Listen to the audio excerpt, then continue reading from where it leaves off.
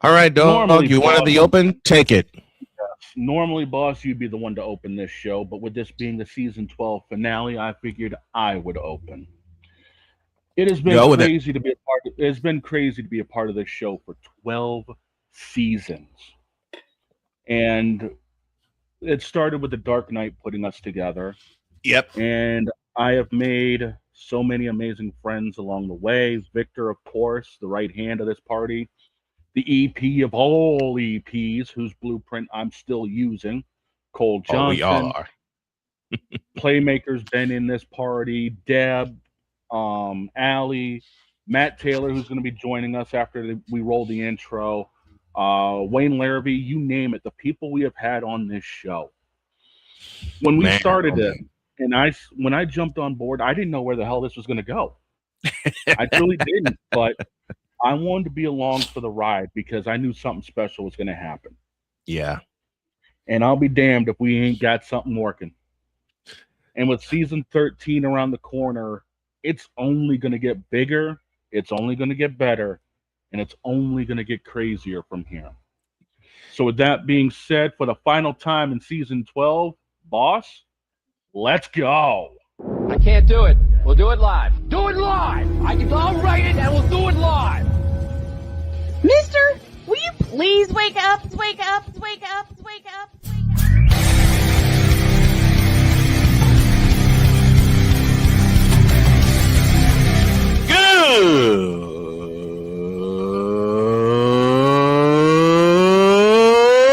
Good morning.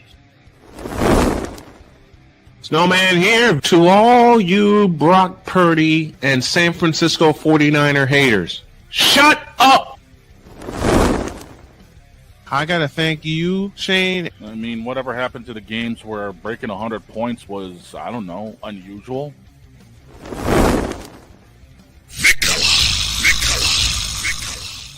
There was one word to sum up the All-Star weekend. Trays. Cause we take this job so serious. Splash Brothers, yes. Ray Allen, replace him with Steve Kerr. Reggie Miller, yeah.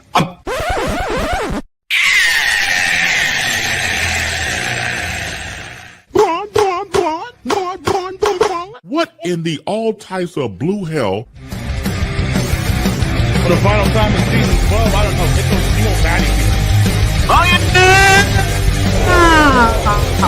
Let's go.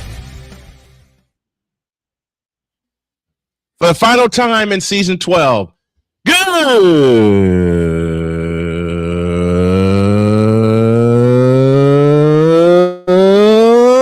morning and welcome one and all to the fabulous, fantastic football Friday edition of Snowman in the Morning for the final time in our 12th season. And I'll tell you what. Yes, Dietz, really. I'm going to respond to this right now. Yes, Dietz, really. Oh, absolutely. What? I can't wax poetic? Let's go. I was talking about how somebody was left off that list. Oh, Dietz, come on here. You think I can talk about you without going into about 25 minutes of the BS we deal with? Yeah, we all would. Okay, listen, we got to get going because someone special is waiting for us. This is a very dear friend and one of the co-hosts of the Colts Corner, along with yours truly. Please help me welcome the fabulous voice of the Indianapolis Colts, the one and only Matt Taylor. Good morning, Matt. How are you? What up, boys? Good to be with you. Matt? Hey, I don't know what the hell I just watched or heard, but that was insane. Thank you. I appreciate that. That's a normal occurrence when I open the show. Wow. This and Matt, special occasion. First of all, thank you for being with us for what is now your 4th season of Colts coverage with us here on Snowman Multimedia and Snowman in the Morning. The finale of season 12. We got Matt Taylor here. What are you guys? You guys just taking the summer off? Is that it? Like, it's just like are you guys the cast of Friends? Is that it? We're cycling into the new season next week. Okay. Yeah, Monday starts Come on, season come on, 13. Matt. No days off. I guess around here. it's the end of the fiscal year, I guess, huh? Yeah, pretty much. Hey, Matt. No days Close off, the man. books. No days off. Matt, speaking of the Dude. end of the year, speaking of the end and the end of the year, how crazy is this week for the Colts and for pretty much every NFL team as they try to scramble to 53? Oh, it's psychotic. I mean, these guys have been together now for 4 months, dating back to April at the end of the draft, right? You get things kind of settle down a little bit on undrafted free agency, and then you got rookie minicamp, and then OTAs, and mandatory minicamp, and joint practices, and training camp, and preseason games. I mean, these guys have been bonding together now for a very long time. And I always say, like, the first time you step on that practice field and you see the 53-man roster compared to 4 months of a 90-man roster, you're like, where the heck did everybody go? Is everybody sick? Did they call in today? Because it looks so small compared to what you've been used to. But yeah, you're going to play the game tomorrow, and then you're going to go from 90 to 53 coming up Sunday by 6 o'clock. So you're going to have 1,100 plus players across the NFL that initially, anyways, don't realize their dreams of making an NFL active roster. You're still going to have practice squads and the waiver wires and things like that. But yeah, it is a crazy, hectic weekend here coming up starting tomorroh. It is Now crazy. the Colts, do the Colts have anybody planning to go back to college? Just me, because I can tap into that NIL money. Because I'm a huge marketer. People are banging down my doorstep to sell cars and buy pizzas. Damn it, Dietz! Really? We're gonna kick the party off like that? I'm gonna get you for that, Dees. Matt Taylor, the voice of the Colts, joining us here, talking about the final week of preseason, going from 90 to 53. And if you could tell us a couple of players in training camp that have stood out to you, who are those players on either side of the ball and why? Yeah, I think you're destined for big roles for Seth McGowan. He's going to be the backup running back, I think, behind Jonathan Taylor. Jalen Carlisle is at linebacker. He's squarely in the mix to have a big role on defense. I think he's going to be initially, anyways, the Colts' best athletic coverage in the pass game linebacker. Bryce Betcher, I think, is going to have a role at linebacker too. A.J. Halsey, a rookie out of LSU, he's probably going to be a starting strong safety. So that's been some of the fun. That's some of the fun parts of training camp here, is just to see some of these guys emerge into roles. And these guys were on our radars to begin with, but it's really taken the last 4 or 5 weeks for these guys to settle into those roles going into the season. I think McGowan's going to be your primary running back, or primary backup running back, I should say, behind Jonathan Taylor. Your offensive line is pretty much solidified. You got 4 or 5 guys there returning from last year. So I think training camp has solidified some spots that you had questions going into the summer with, and then those are some of the answers that have been unearthed in the last month or so. The big part for me is the offensive line, because by the time we got midway through the second half of the season, they were getting beat up and they were getting injured very badly. Now to have that solid going into not just the final preseason game, but going into the season, how big is it for the Colts to play all 17 with a solid and useful offensive line to open the holes for Taylor and protect Daniel Jones? Well, I mean, it's obviously that's what you want ideally, but in reality, it's probably not going to happen. I mean, the war of attrition along the offensive line, it hits every team. And I always say that depth on the offensive line is like bullpen depth in baseball. Everybody needs it, not a lot of it, right? Mm-hmm. So, I mean, the Colts are trying to find answers, who's going to be that swing tackle to play either the right or left side in a pinch, who's going to be the primary interior backup offensive lineman. I think that question's probably, as of right now, going to be Jalen Farmer out of Kentucky. So, I mean, I know it wasn't pretty the other day against the Falcons, but most backup offensive lines are kind of choppy, a little bit uneven playing in a preseason game. So it really wasn't all that surprising the other day, but that is a big question and something the Colts are still going to be in search of throughout the course of the season. And that's just it. Like, it goes back to the first question you asked me, going from 90 to 53, just because you make the active roster on Sunday night, Monday morning, doesn't mean you're going to be here for 17 weeks. You know, you're going to be competing probably with the waiver wire in some cases for a lot of the season, as a lot of teams are.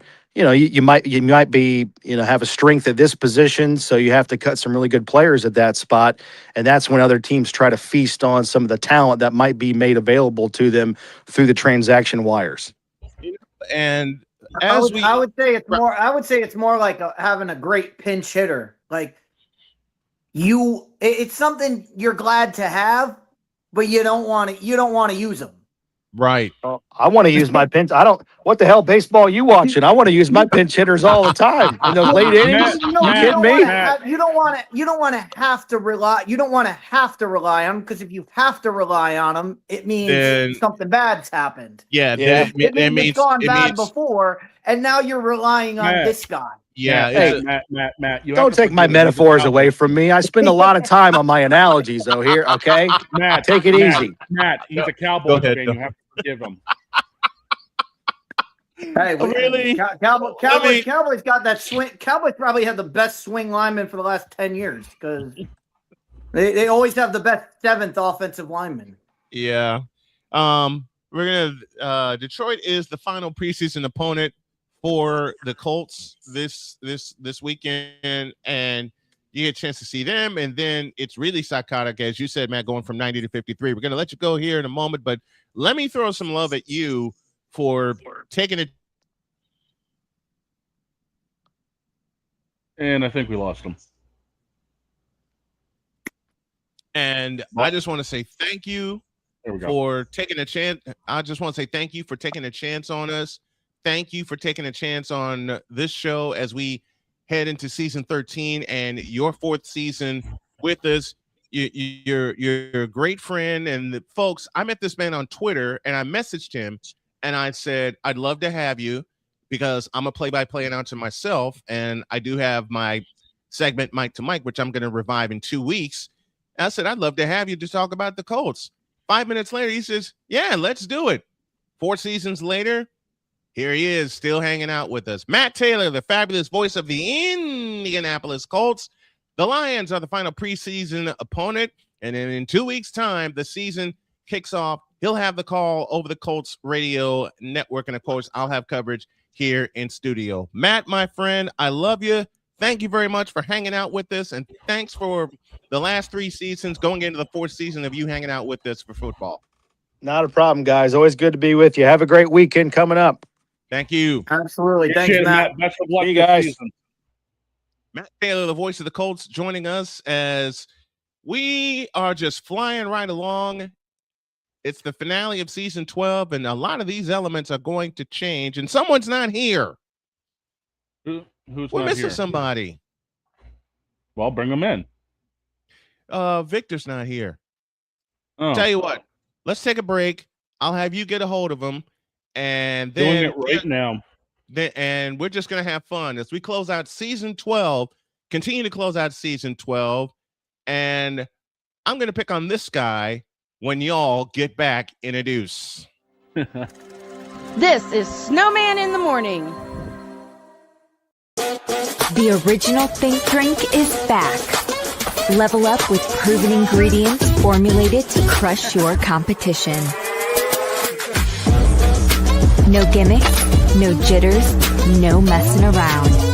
Just high potency results that keep you moving day or night. There's a new nerd in town, and we came to play. Nerd Focus. Smarter than energy. Here's an important message from the Diabetes Solution Center. Do you like pricking your fingers to test your blood sugar levels? No one does, but it's important to maintain your health. And now, by wearing a small remote device called a continuous glucose monitor, or CGM, you don't need to prick your fingers anymore. It's easy to use and helps you make more accurate diabetes treatment decisions. If you are testing your blood sugar 3 or more times daily, injecting insulin, or using an insulin pump, call the Diabetes Solution Center right now. And if you have Medicare or most major insurance coverage, you may be able to get a new CGM at little to no out-of-pocket cost. Shipping is free, and we'll even bill your insurance company for you. If you are testing your blood sugar 3 or more times daily, injecting insulin, or using an insulin pump, call the Diabetes Solution Center right now to learn how to end the painful finger sticks and get your own continuous glucose monitor, or CGM, at little to no out-of-pocket cost.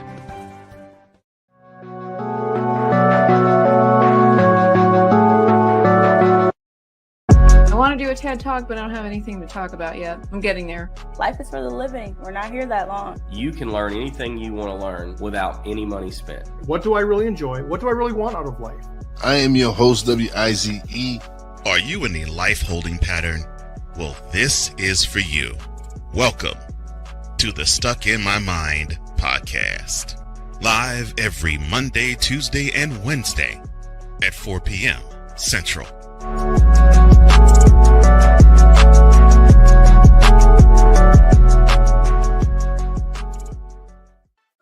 Drew Willingham.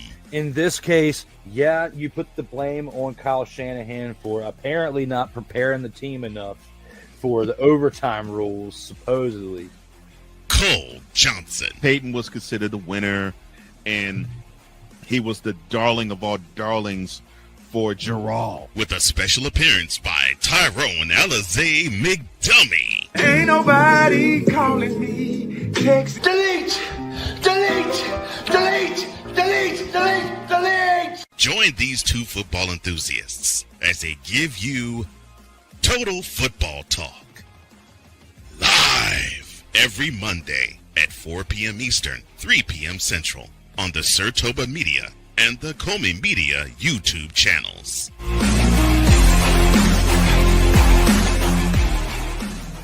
Cause we take this job so serious. I'm sorry, what are these things called?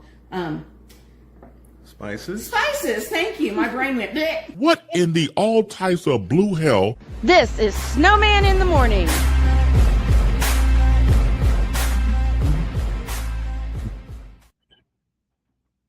Deeds, dealing with you that ain't way. right. You ain't wrong, but you ain't right. Yeah. 19 after the hour. I said I'd pick on Dietz. I'll do that in just a moment. We want to welcome one of the newest members of the Snow Crew. Goes by the ID of Zero, and he joins us right now. What's going on, man? How are you? Oh boy, where do I begin? Let's see. I have to deal with, here comes the chaos. This guy over here who likes the wrong Chicago team. I have to deal with people talking all sorts of. I'm sorry. I have to deal with the fact that Ohio State's #1 again when they never deserve it. I don't care what anyone says. This is true. I believe that we're gonna get to all of that. But oh God, here comes the chaos. The friendship with Zero and I began and still is because he loves the Cubs and I love the White Sox. So I got to share this story before we go on. I got to share this story with Zero. When I lived in LaPorte, Indiana, and Dawg, you know this very well. Yep. I was surrounded by Cub fans. And it got to Game 7 of the World Series between the Cubs and the Cleveland Indians. And I will forever call them the Cleveland Indians. I remember that's what that they were series. at the time, so I'll give you that one. Say it again. It don't matter. I said that's what they were at the time, so I'll give you that one. Yeah, they're the Cleveland Indians as far as I'm concerned. So no, they're the Cleveland Browns. Given the way they're playing right now, yeah. But here's what happened. Game 7, I knew was going to be a blank show. Got to be nice with all our stations hanging out with us this morning. I knew what kind of show that was going to be. So I ordered 3 large pizzas and a ton of beer, and of course, all the caffeine that I would need. But I told myself, I'm not watching or listening to any parts of Game 7. But if I did, 2 of my favorite radio announcers, Pat Hughes for the Cubs, who I've had on the show, and Tom Hamilton, the voice of the Cleveland Indians. You know what, Zero? I was prepared to say congratulations, Cleveland Indians, and I was really apoplectic about that because they're in our division. Then the 10th inning happened. That 10th inning. Yes. I'll tell you this now. Let me say was this now. cinema. That rain delay won us the game. I will stand by that forever. I'll stand by that, and I'm a White Sox fan. I'll stand by that. So did Jason Hayward. But the funny part is, when the last out happened, everybody except me came out of nowhere. It was, as I often like to say jokingly, a Cub-pocalypse. Because that's every kind of apocalypse. Yeah, it is.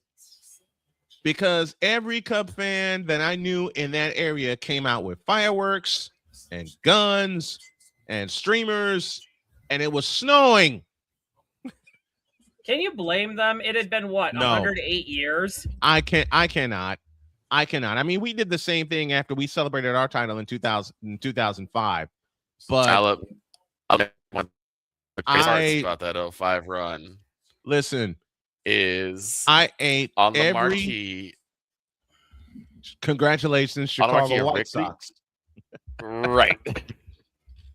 But I wanted to share that with Zero before we get going here. 23 after the hour. And week 0 is here in college football, but something else is here. And Dietz brought this up in an article that he forwarded to us, and I had a chance to read some of it. I had a chance to scan it because we got it at the last minute. So I'm going to hand this section to Dietz, and I'm going to let him break it down. Let's go. Passionate. Come after me. I'm a man. I'm 40. Unflinching. Let's go back to losing. Parking was easier. Unrelenting. They're not going to keep him off the field tonight. Totally. This one has a chance. Dietz.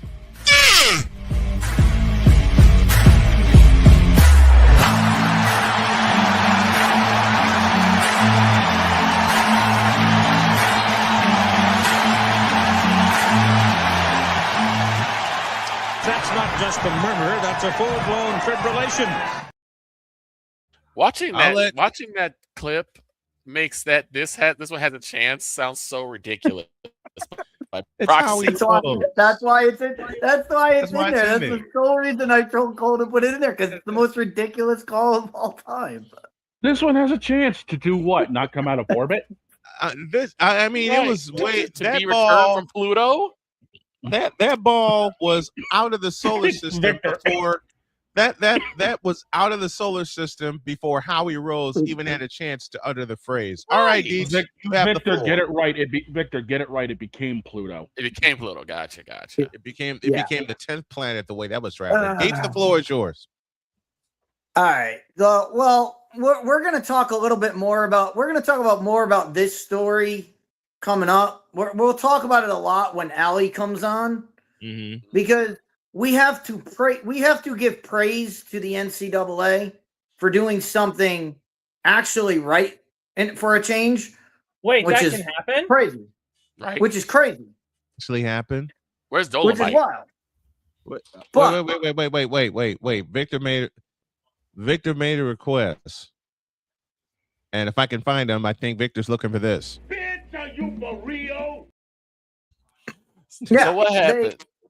Go. They acted. I mean, we talked about this. We talked about this on Monday, and it pretty much shut the show down. That there were NFL players that were signed to NFL rosters that were planning on going back to college.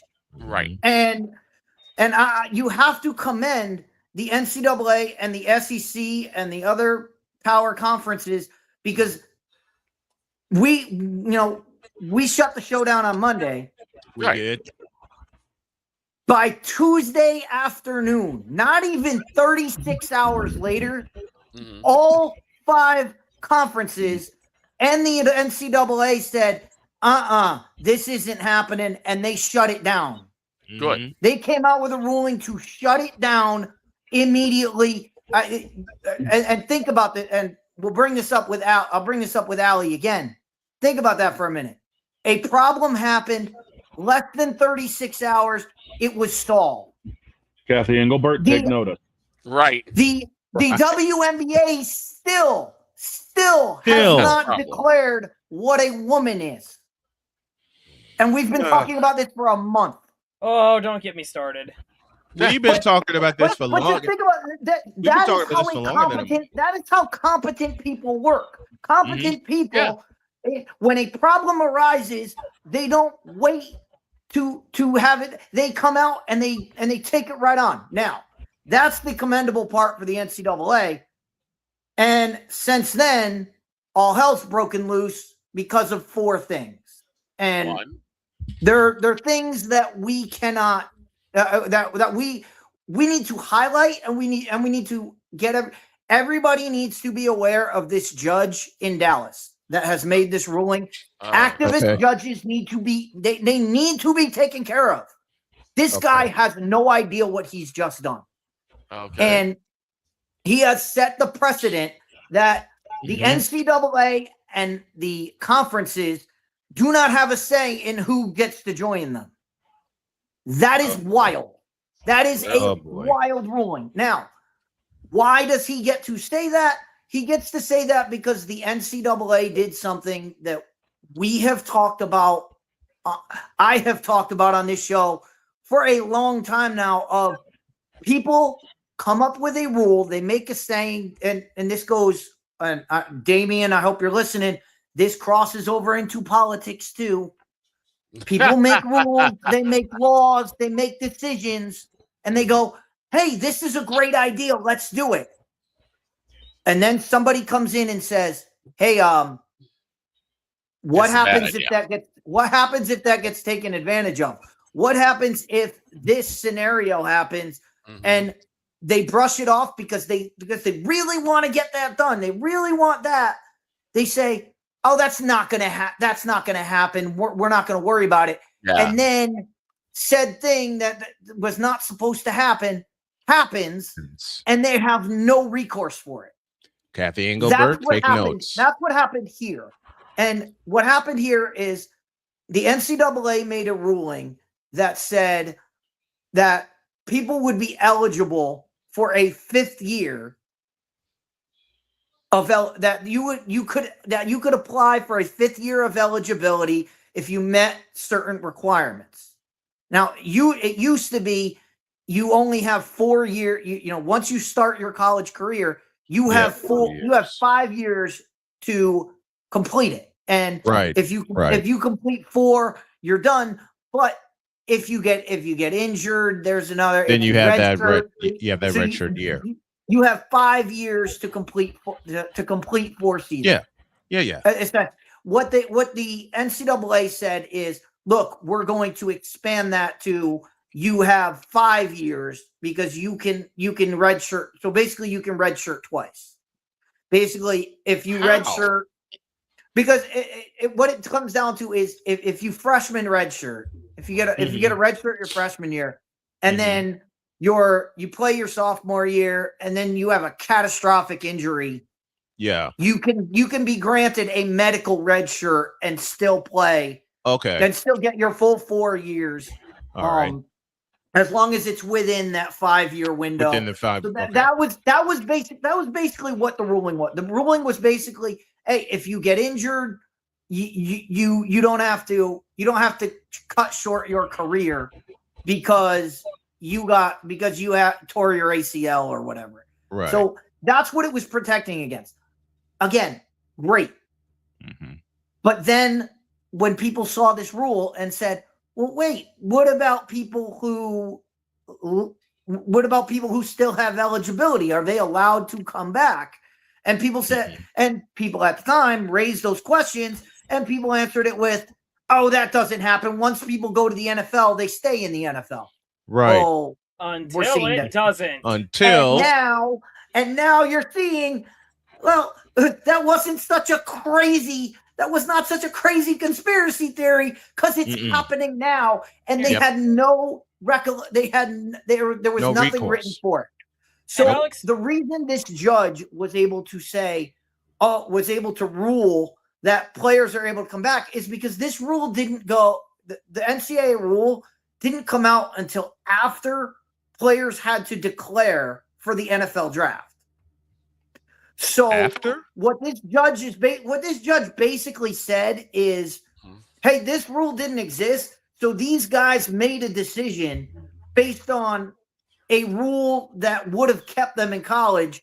And and he even says it. This is why this is wild. And he says it in his, I don't know what they call him, but in his ruling, he actually said they might have made a different decision had they known this.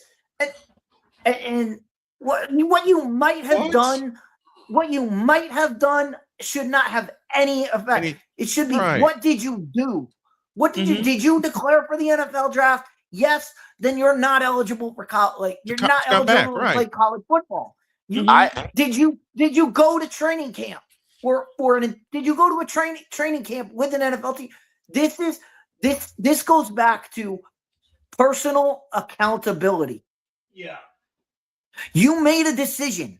Your decision was to go to the NFL draft. You didn't get drafted, but you got on a team and you had a chance to make a team and you didn't make the team. You didn't make the cut. Sorry, it happens. It happens to a bunch of people, but you know what? Yeah.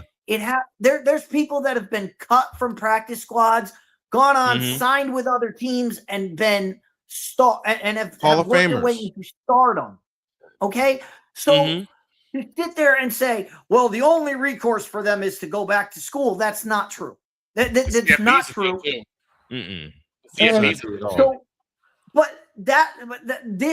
So what I read this as is, this is a perfect storm of this. It's a perfect storm of this this new rule coming into play. These guys, the rule not coming in the proper time, right? And these guys not making a roster. It was all a perfect storm.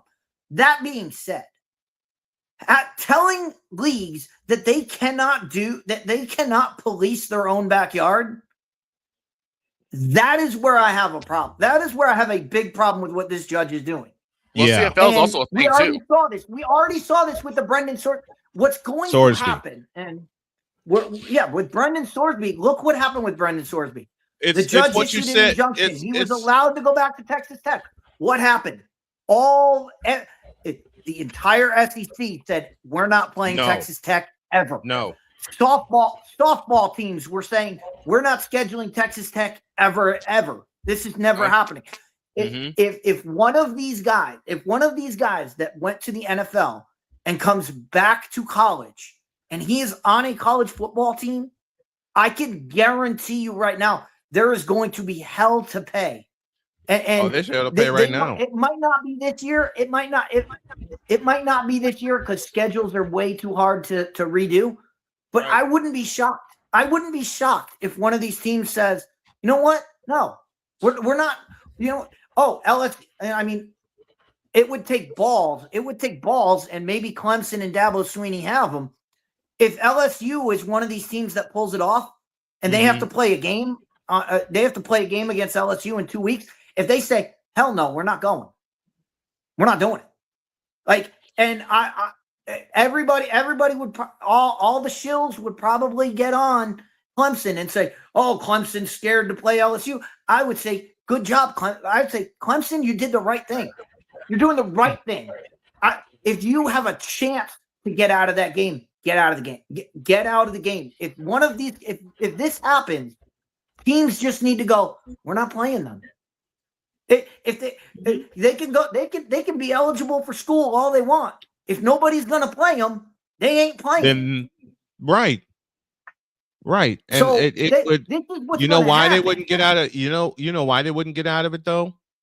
I totally agree with you, because as I've said often, I'm old school. You get 5 years to complete 4 seasons of play. If you have a catastrophic injury, and Lord knows that we all have seen them. We've all seen them throughout the course of not just college football, them, college sports. Experienced them. Same. Seen them, seen. But again, that ruling, that's not a terrible ruling. But no. The ruling. That's not a terrible. It's not a terrible thing to say. Right. Hey, if a guy does have a catastrophic injury, we'll grant them some more time. That part I agree with. The problem is They didn't have a mechanism in there to say they didn't have once you are a professional, you are no longer involved. They didn't have that. They didn't have that. They didn't have that language. It's something you talk about a lot, D. It's something you and I talk about a lot over the year. They didn't have that language in there. Okay, right. They didn't have that particular piece. They didn't add it until Monday when this chaos blew up. No, that's when they added the language. Let's go to the Dog. Dawg. What this judge. That's basically what this ruling is saying. This ruling is saying you can't add to the rule after something happened. You can't hold people accountable to a ruling that you made up after the fact. Yeah. So in a way, I see what the judge is saying, but by doing that, you are opening up a precedent to where it's the Wild West. You're opening up a can of worms that I don't think they're even close to aware of. That people and look, so tell me about this. Tell me about give me an example. I want to understand it even further as we go further into this, Deets. So do me a favor, give me an example of the can of worms that this could open. And the reason I'm asking Deets to do this, we do a lot of studying here on the show, but there are times, hold on, Deets, but there are times that it doesn't, I have to admit this aloud, that it doesn't click with me as much as I study. So Deets, give me a quick example of this so I can understand it. Oh, it would be a guy goes undrafted, goes to camp, gets cut, and goes back to play at any school. A guy who's already been out comes back in and is allowed to play. Well, that guy's not accounted. That guy hasn't been accounted for all year. And for anybody who knows, for a coaching, let's just take LSU because they're the ones at the big thing. Let's say, and I forget the guy's name. It's like Daquan something. I don't really care. Wilson, I think. Daquan White, I think, something like White. that. Okay, thank you, Dawg. Something, but let's say he goes back and LSU says, "Yeah, we'll take you on the roster," and he's allowed to play. Well, that's a week before. Clemson's been preparing for LSU for 4 weeks, for months now. Now, yeah, they've been preparing all off season and pretty much gearing up in training camps and whatnot. And now all of a sudden, there's a guy who has eligibility, but he was in the NFL and he's allowed to play. He's allowed to play with college kids. Yeah, none of that makes sense. That doesn't make sense. What about what happens? What happens in a scenario? What happens if a guy is cut? In January. What happens if a guy is on a practice squad for the entire season? For the entire NFL season has been on, and in January something happens, they have to cut him, they have to sign somebody else. He's been on a practice squad with NFL players, and right before the college football playoff, he gets cut from an NFL roster, and a team says, "Hey, come on our team." What's to stop that? There's no language there to stop anyone from doing that. So basically, you can just go to an NFL practice squad and go, "Who's got eligibility? You're on our team. You're on our team for the college football playoff." Let me go to the Dawg. Dawg's got a couple points to make. That's not sports. That's not how it is supposed to work. But here's go the ahead, thing. Dawg. I've got 2 points. First one is you brought up Clemson, LSU, and say this thing does take off, and Clemson says, "Yeah, no, we're not playing." What about the TV deal? What about the contracts the TV has for all these games? Especially with the conference. Going to affect it? Let me add to that, Dawg. Especially with the conferences now, having their own network, SEC network, ACC network, once upon a time the Pac-12 network. How would that? Pac-12 is now going to be on, I think, either TNT or USA. Okay. Well, again, it would come down to they would have to work that out. I'm sure Clemson would get. I'm sure ESPN or whoever's broadcasting the game would find the hell out of them. Mm-hmm. They would. I'm sure they would find the hell out of them for not playing the game. There would be consequence. There would be a lot of consequences should they not do it. But again, I would apply. I would understand them being like, you know what, it's a week before, we kind of have to suck it up. Yep. But I would stand up and applaud them, and I would definitely champion them not playing the game. If they came out and said, if this guy's on the team, we're not playing. But I would have no problem. Here's the thing, though. Here's the thing. Would the fine be worth the risk? I think that would speak. I think that would speak volume, and I think it would be totally worth. I think they would make out. I think they would make out in the long run, because people in the short term, they would get hammered. Mm-hmm. But when people look back and they're like, why did this rule change? It would be because Clemson didn't play a game. And that would be the legacy. That would be the legacy that they would leave. Now, hang tight a minute, Dawg. Hang tight a minute. Hang tight a minute. Zero, give me your thoughts on this situation. What do you think? Okay. So simply put, let me see if I understand this correctly. People are just coming back to the NCAA because they can. Because they have 1 year left of eligibility, yes. Mm-hmm. Mm-hmm. Okay, if you have 1 year left of eligibility, just use it in the college ranks and then go into the draft. The only reason you're going into the draft early is because you have an overinflated opinion of yourself, and you think you're going to get drafted. You think you're going to get that. You think you're going to get that NFL I money. love that. Okay, I love that. You're not ready. If you don't take your full years, unless you're an absolute prodigy, you are not ready.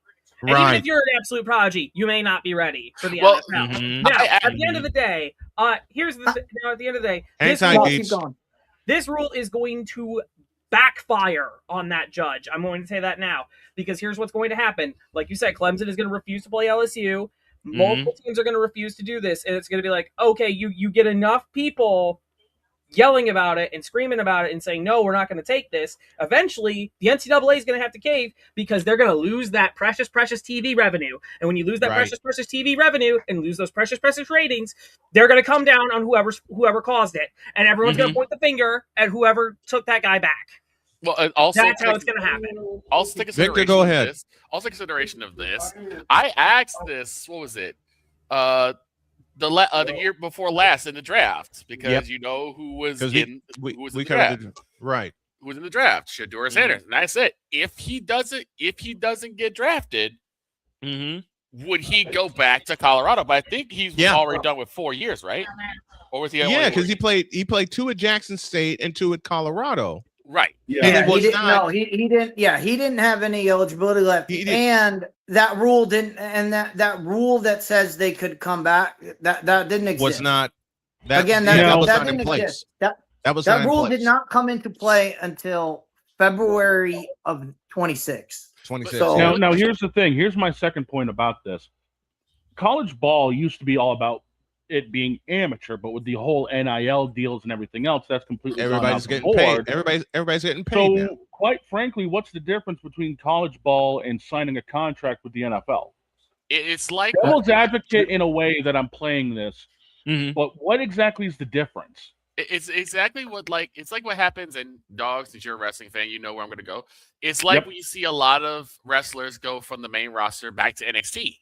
They go from NXT to the main roster, and then for reason they just end up back on NXT. It's like, wait a minute, this is a developmental program. Yep. Yeah. You should be staying in the main roster. Yeah, but at the end of the day, they're still getting paid. I'm gonna interject there. That's an apples to oranges point. The only difference is, Victor. The big difference, Victor, is the WWE owns both. So it doesn't make a difference. Hold on, I gotta interject here. Go on, Zero. Here's the thing. The NFL and NCAA thing versus the WWE and NXT thing. That's an apples and oranges thing, and here's the reason why. Because in professional wrestling, it's like they go back. Sometimes they just go back to NXT to like redefine what they want to do with their character or their style or whatever. But that's Drew that's something McIntyre, that Baron you can Corbin. reasonably expect. Whereas you're asking that, whereas the NFL and the NCAA are again two different organizations already, and on top of that, you're asking this isn't about getting further development. This is just somebody trying to get an extra payday when they realistically shouldn't be getting it. Sorry you didn't make the cut, buddy. That's all it is. Whereas again in WWE and NXT, it's just like there's a million different things that could be going on with that. Yeah. In professional wrestling, it's completely different. I don't think so. I don't think so, because I think those things you can still learn in the main roster. You don't have to go back to NXT to learn how to change your character. And Victor, that's the way I was thinking. That's the way I was thinking. If you get called, I'll use baseball.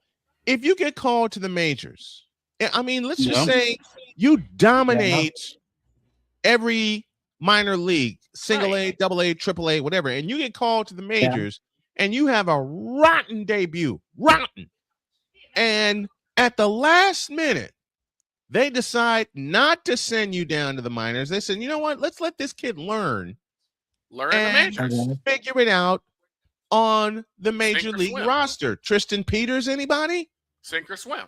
Sink or swim. But here's the problem. That was George Lombard Jr. Anybody?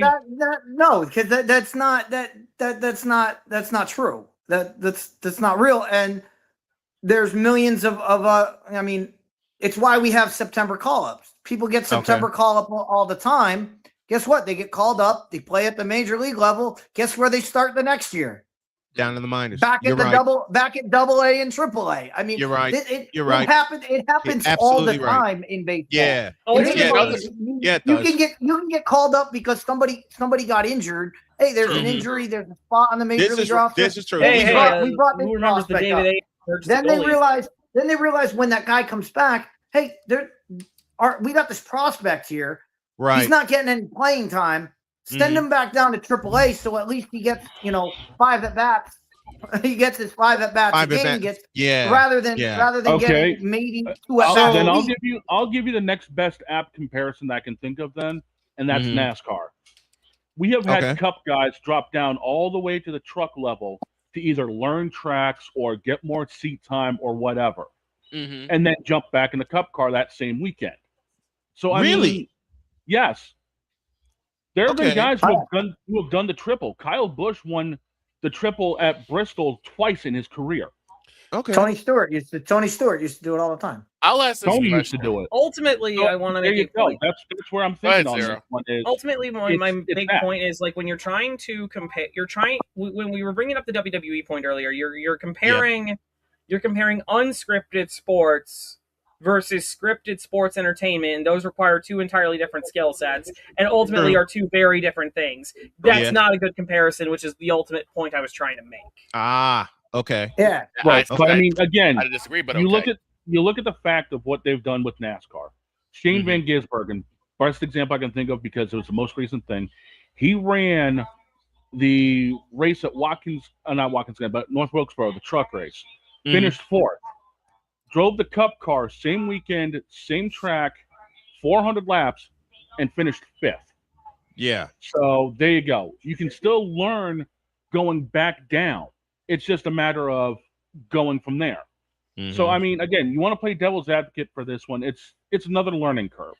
Yeah, no. Look, if you want college football to be the minor, if you want that to be the minor leagues, that's fine. Come out and say, this is what we want college football to be. We want it to be the minor leagues. We want people to be able to, hey, if you come on and you practice with our team for an entire month and you play our preseason games and you played in preseason games, you suited up in our uniform. Hey, you can go, but you can just leave us and go back to school. What? None of that makes sense. None of that makes sense. And for like people who want, why would you take on that? I don't understand why you would take them on other than, hey, I coach this guy. He's got nowhere to go. Come on and play with us because you have eligibility. So, but in the long run, of things, this is only a this year problem. Okay. This is a this year problem because, and it's because that ruling came out after the NFL draft after Declaration Day. Okay. If this ruling had been put in either before or after, where these guys had a decision to make and they made the decision, then there would be no standing. But what they've said is basically what they've basically said, and their argument to this is, hey, we would have chosen to stay had we had the option, but we didn't have the option. The option was granted a month later when, and that's basically what this comes down to, is the timing of this just didn't play out, which is weird and strange, and it causes all of these kinds of discussions. But again, it goes back to the fundamental thing we've been talking about. When this was proposed and people said, hey, this can be exploited, people said, no one's going to do that. And then they did. If there's potential for exploitation will happen. Yeah. I was going to ask, but I don't think it matters now because that's the situation. It also, like, why not the CFL? If you don't get called up in the NFL. Well, CFL has its own. I'll stop that right there, Victor, and I'll tell you why. CFL has its own, not just its own rules, but its own governing body. I know a couple of players that have gone on to the CFL, and they don't just grab players from the NFL just to grab them. Okay, I might have him on to talk about this very subject pretty soon. But also, because y'all bring up some great points. CFL is not. It's not a viable. It's not. That is not as viable an option as playing another season at LSU is way more lucrative than playing in the CFL.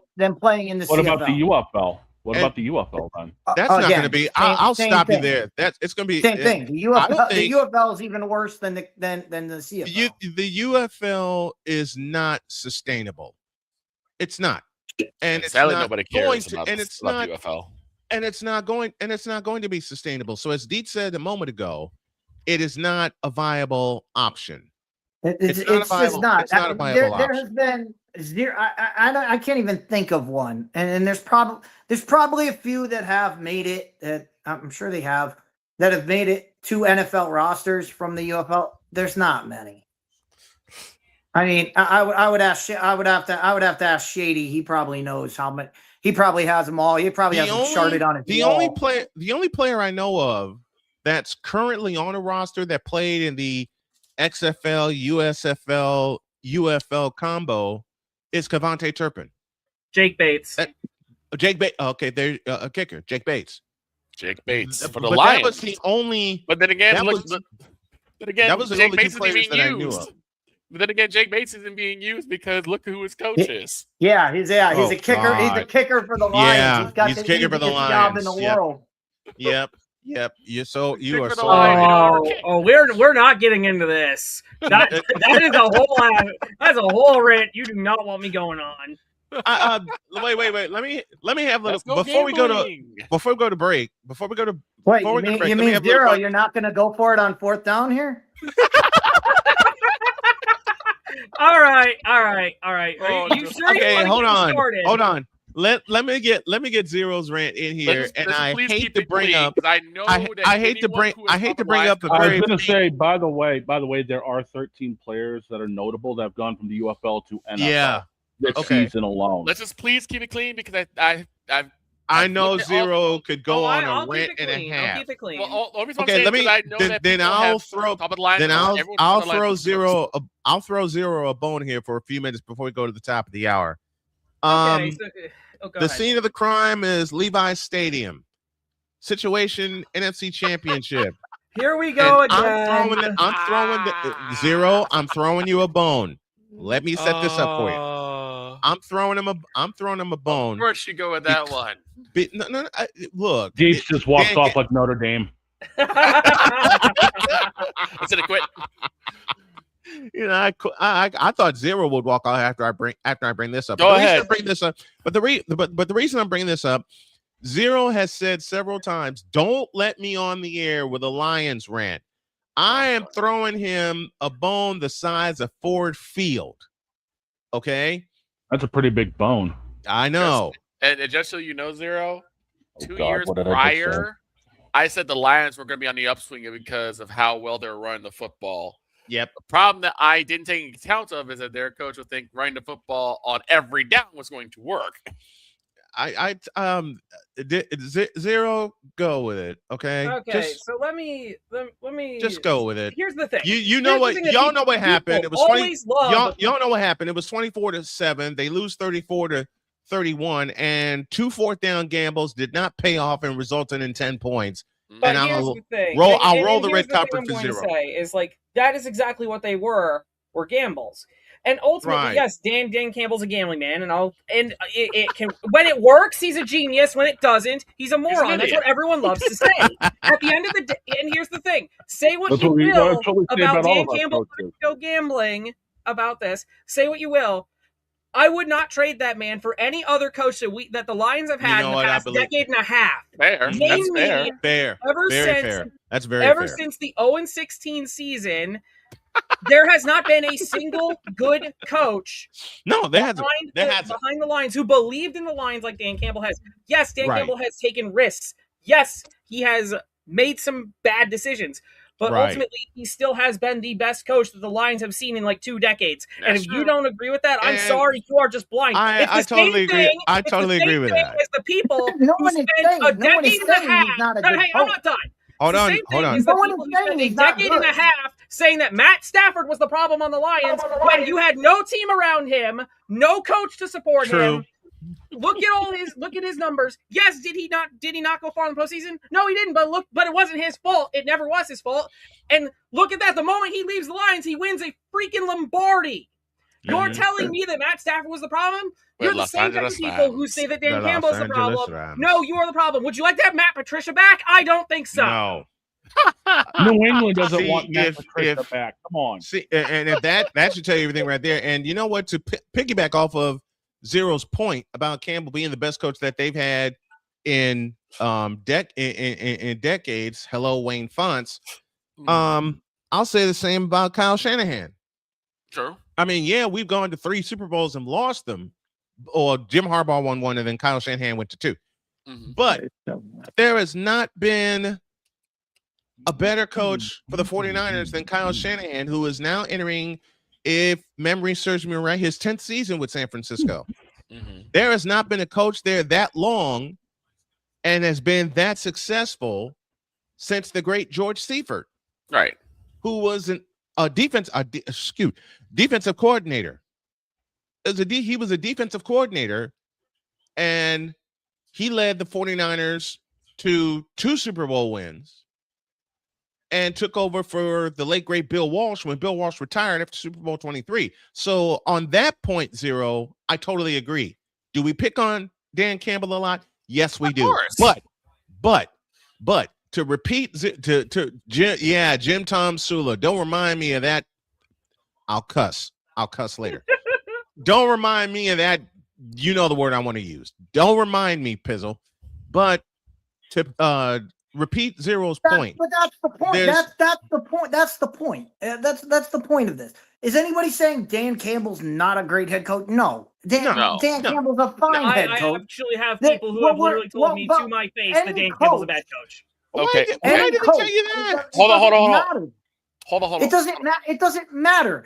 Any coach is ripe for criticism, especially when, like Snowman said, if you kick the field goal, you win the game and go to the Super Bowl. I agree with that. I'll agree with that. I'll agree with that. But here's the thing. Here's the thing I'm going to say, though, is if those gambles had paid off, we wouldn't be having this conversation. This is true. That's also true. He is right. There's the other side of that coin. Either way, if they come up either way, if they come up with points on either of those drives, game's over. Yeah, here's what I would say. Honestly, I think Zero needs to come up with a surname for dumb Lions fans. As you guys know, oh no. As you guys No. know, I have what is known as the Moronic Republic of Cowboys Nation. Yep. There's also the Midwest Committee of Bear Idiocy. Yes. There's the Panther The sad thing is, Victor, that already exists, and Zero's also a part of that crew. You could call him the Cubs. You could call him the Cubs fan. Oh, Cubdom. Lord. What's yours? All right. To borrow Okay, I've already got it. To borrow from you specifically, that's it. I quit. I've already got it for the Lions. It's the Lion Lame Brains. The Lion Lane Brands. no. What is the one for the Patriots, dog? Isn't it like the Parliament of Patriot Punditry or something like that? Yes, the Parliament of Patriot Punditry. We got more nicknames for fans as we are well past the hour. Yes, we need to get and we need a good God, we need a break. We haven't taken a break since we've been on. We haven't taken a break since we've been on the air. And Deeds, it's your fault as always. One We Deeds. get I'm a kidding. break after Matt. I'm kidding. Yeah, we did take a break after Taylor was on. We're good. But again, Deeds, just for the absolute bloody hell of it, I'm blaming you. Why? Because yes, Deeds, it is you. I couldn't help that joke. It was sitting right there. Hour two in the news. It is Deeds' fault. This is Snowman in the Morning. The original Think Drink is back. Level up with proven ingredients formulated to crush your competition. No gimmicks, no jitters, no messing around. Just high potency results that keep you moving day or night. There's a new nerd in town, and we came to play.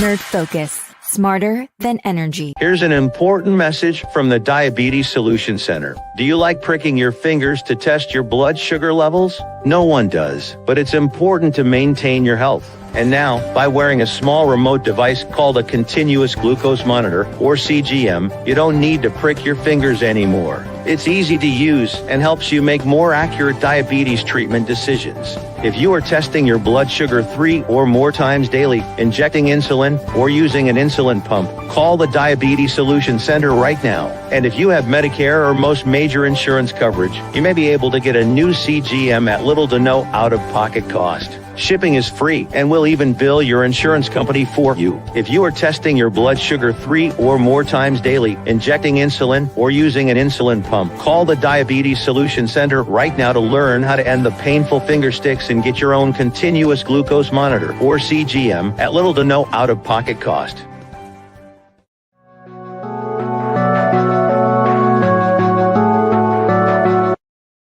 I want to do a TED Talk, but I don't have anything to talk about yet. I'm getting there. Life is for the living. We're not here that long. You can learn anything you want to learn without any money spent. What do I really enjoy? What do I really want out of life? I am your host, WIZE.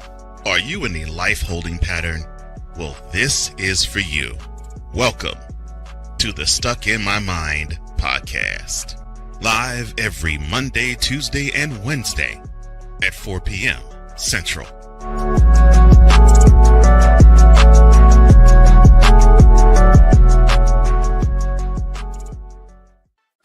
Drew Willingham. In this case, yeah, you put the blame on Kyle Shanahan for apparently not preparing the team enough for the overtime rules, supposedly. Cole Johnson. Peyton was considered the winner, and he was the darling of all darlings for Gerald. With a special appearance by Tyrone Alizé McDummy. Ain't nobody calling me. Text. Delete! Delete! Delete! Delete! Delete! Delete! Join these two football enthusiasts as they give you Total Football Talk. Live every Monday at 4 p.m. Eastern, 3 p.m. Central on the Sertoba Media and the Comey Media YouTube channels.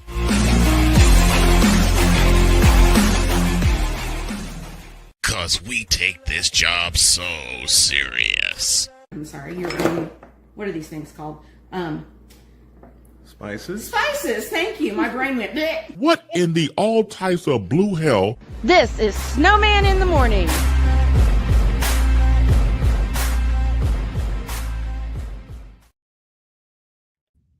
Oh, ladies and gentlemen, Uh-huh. it's 11:07 a.m. and we owe you all an ID. This is the season 12 finale of Snowman in the Morning.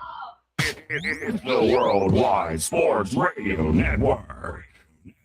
You're listening to WQVZ, 1700 AM Mission Radio. Broadcasting live in your region, across our nation, and around the world. This is Snowman Multimedia. I'm on Alarm Island. Is that? You, sir, are a troll. Hemorrhoid. Lebron. Hemorrhoid. Ball goes bit to Caleb Williams. Give me them talks. It's really, in the end, basically a skill issue. And Father Chance, you need to go ahead. Now get out of my face, you thirsty bitches. You had to play that one. You had to play Dawg. that one. He's in every You single had one. to play that one. Yes. Hey, look, Yes, they did. if any old school game heads recognize the music, that is a remix version from the game Outrun that I used. Yes, for that I remember that. How much allowance did you lose playing Outrun? Somebody's waiting for us. Speaking of the about to arcade, say, we've got a defending champion to bring in. yeah, we got a defending champ to bring in, and here we go.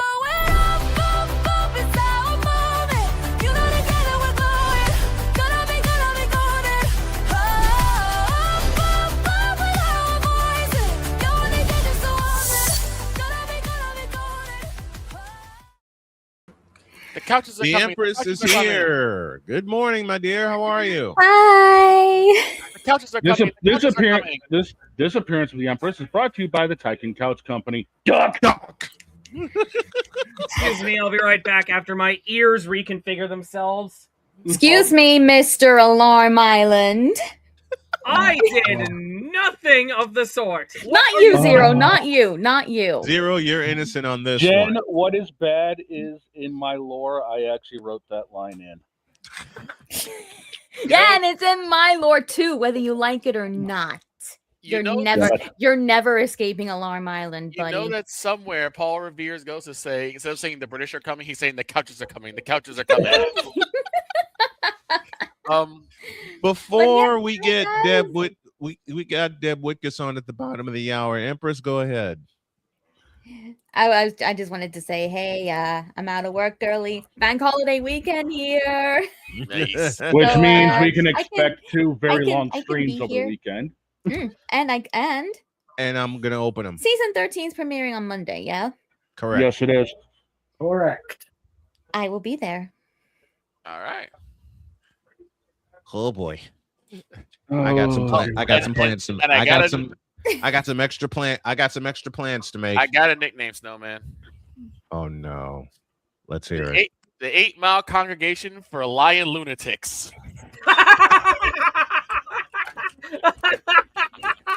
Now Yes! the question is, who's the deacon, Kid Rock or Eminem? Both. Right? Oh, it's Both. Eminem. Deacon It's Rock. Eminem. It's not even Kid close. Rock.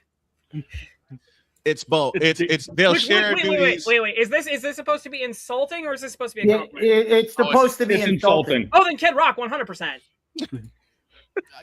Deacon Kid Rock. I can at least give Deacon Eminem Kid some Rock, respect, but Kid Jesus. Rock, nah. Kid Rock, you have not been culturally relevant in over a decade. You need to accept that. Oh wait, you can't. Sig Diggy is with us, along with A Pizzle, who mentioned a name Okay. from 49er past fame, if you want to call it that, who lasted one season as the coach, Jim Tom Sula, and I still get the heebie-jeebies when I hear that name. You get the Nick Bacon Durans. Primer. Say it again, Victor. You get the Nick Durans whenever you hear that. Yes. Jim Tom Sula to the 49ers was Dick Duran to the Bears. Yeah. The only difference is Dick Duran led the Bears somehow, some way in 2001 to a division championship. I don't know how in the Vita Blue, yellow-bellied, red-blooded hell that happened. You know what? I take that back. I know. Like Pete Carroll with New England. Wait, just a moment. What do you mean you didn't know how? I take that back. I take that back. I know exactly how it happened, and I'll say a name that Victor will understand. Keith Traylor. I mean, you could have Pennywise, coach that team, and they'll make it at least to the divisional round. Yeah, and then Donovan McNabb showed up at Soldier Field, and the Bears had the #1 seed. Ain't that a bitch? We know how the Bears made it. Why did the Bears make it there? Because they are who we thought they were. That was that season. That was the same season. No, actually, the Bears we thought that was 2006. That was 2006. I'm talking about Dick Geron 2001. I know Rex Grossman was the quarterback in 2006. Who was that? Lovie Smith. Lovie Smith was the coach. Yes, he was. Oh, also Snowman. Yes. Don told me about the thing later today. Yeah. Huh? What? That special that we have planned. Huh? What? Oh, yeah, that. Well, I just had a little bit of an idea. Oh dear. Let me have it. I'm making my own executive decision that the special will also be dual streamed on my Twitch. You're on. Great. That means you and I got to come up with a special open for both of them. So it's gonna be on Twitch. So we have to watch our language. No. After 2 o'clock. After 2 o'clock. Here's the worst part. I'm here, which means I'm going to make the opening more chaotic without even trying. Deeds, you do realize my Twitch channel is 18 plus with the amount of swear words that go off in our chat. That's not what I'm worried about. That's not what I'm worried about. What are you worried about, Dates? What are you worried about? What are you worried about? I know how Twitch works. Look, it's only a certain couple amount of words. If you say certain words on Twitch, there's no coming back. It's only a couple certain words, and we will inform you of those words. So don't worry. Before I hit the live button, we'll inform you of what those words are. Hey, we've got a way with Alarm Island. Are we dunking on next? Hang on, guys. Anyway, let me do a little. We've got a way with Alarm Island. I know something we can dunk on Zero. Hold that thought. I already got this. I've been holding this all week. Go for it, Dates. And I'll give you the camera. So on Monday, there's a great show. Everybody should go check it out. It is called The Monday Hangover. And it's basically this show, but they talk about movies. Okay. And so I always listen while I'm at work because it's a podcast that keeps going, lets me do my work. I don't have to get involved. Yeah. However, they decided on Monday because it was Jay's birthday, and happy birthday to Drunk 3PO. But I love that.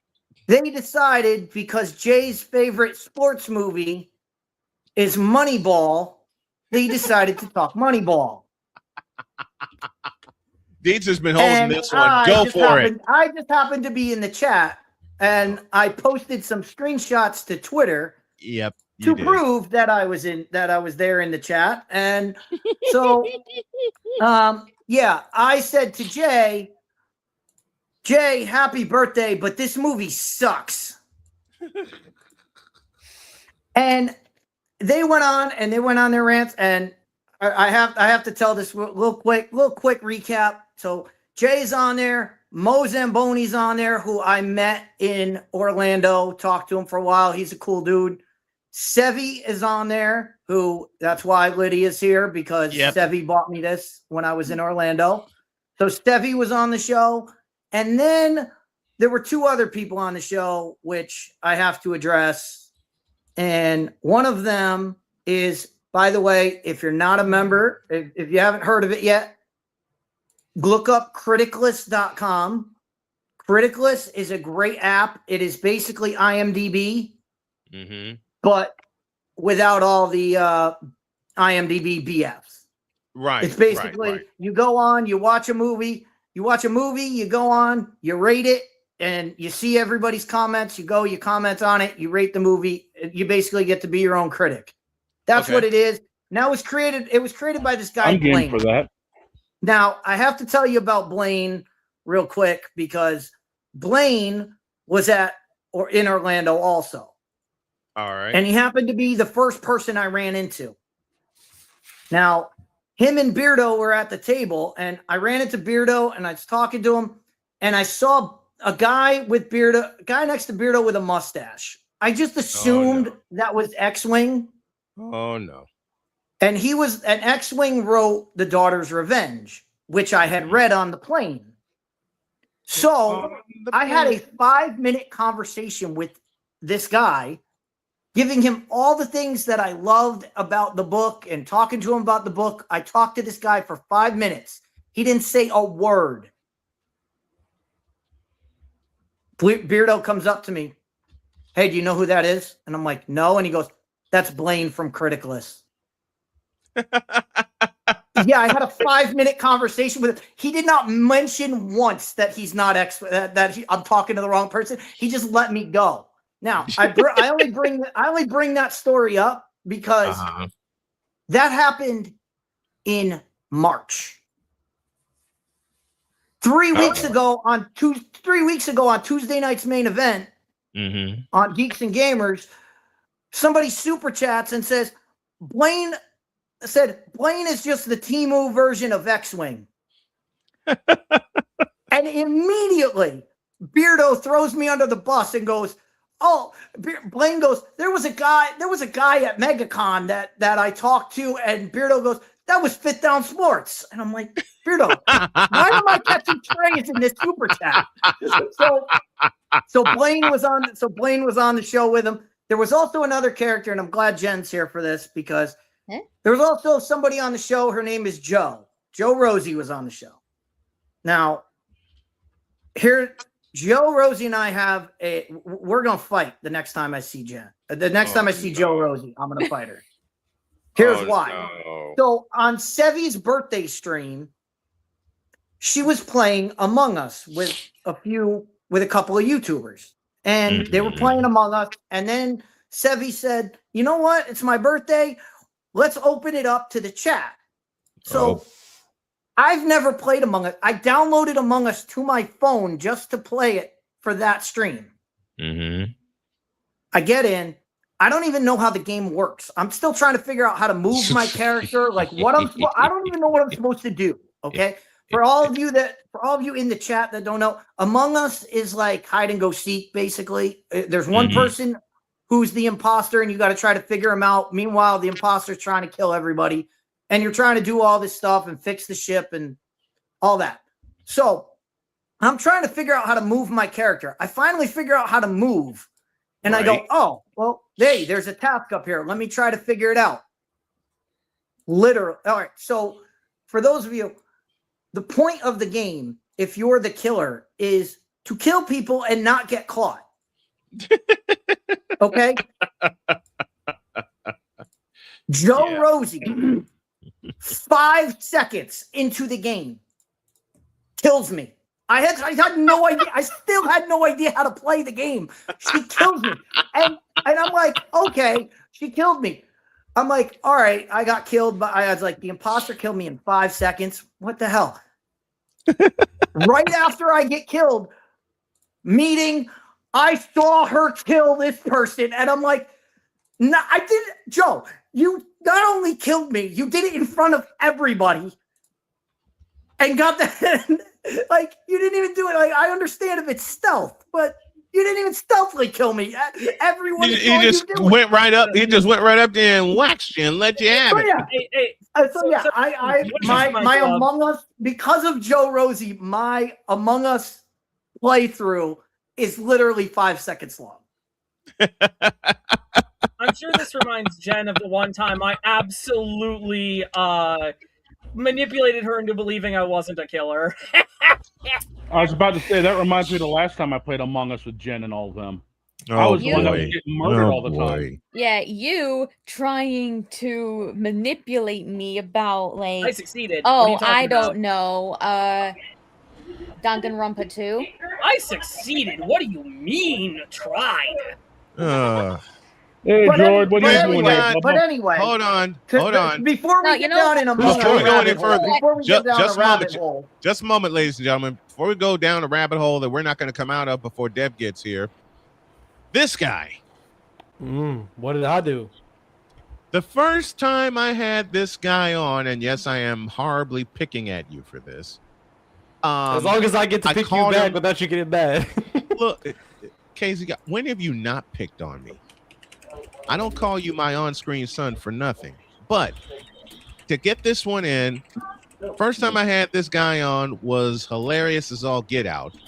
We agreed to tape a hockey segment, and this season, we're going to do it all the way through the season.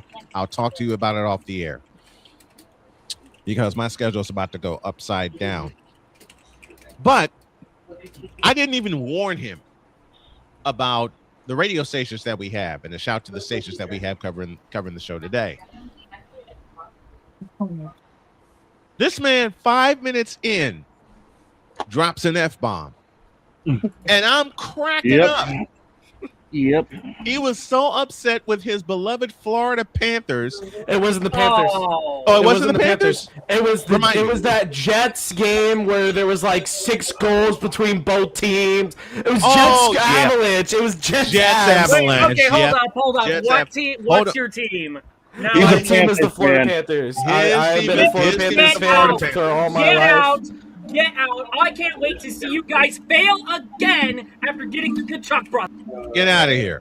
Hey, your personality got a high blood pressure. Hey, No.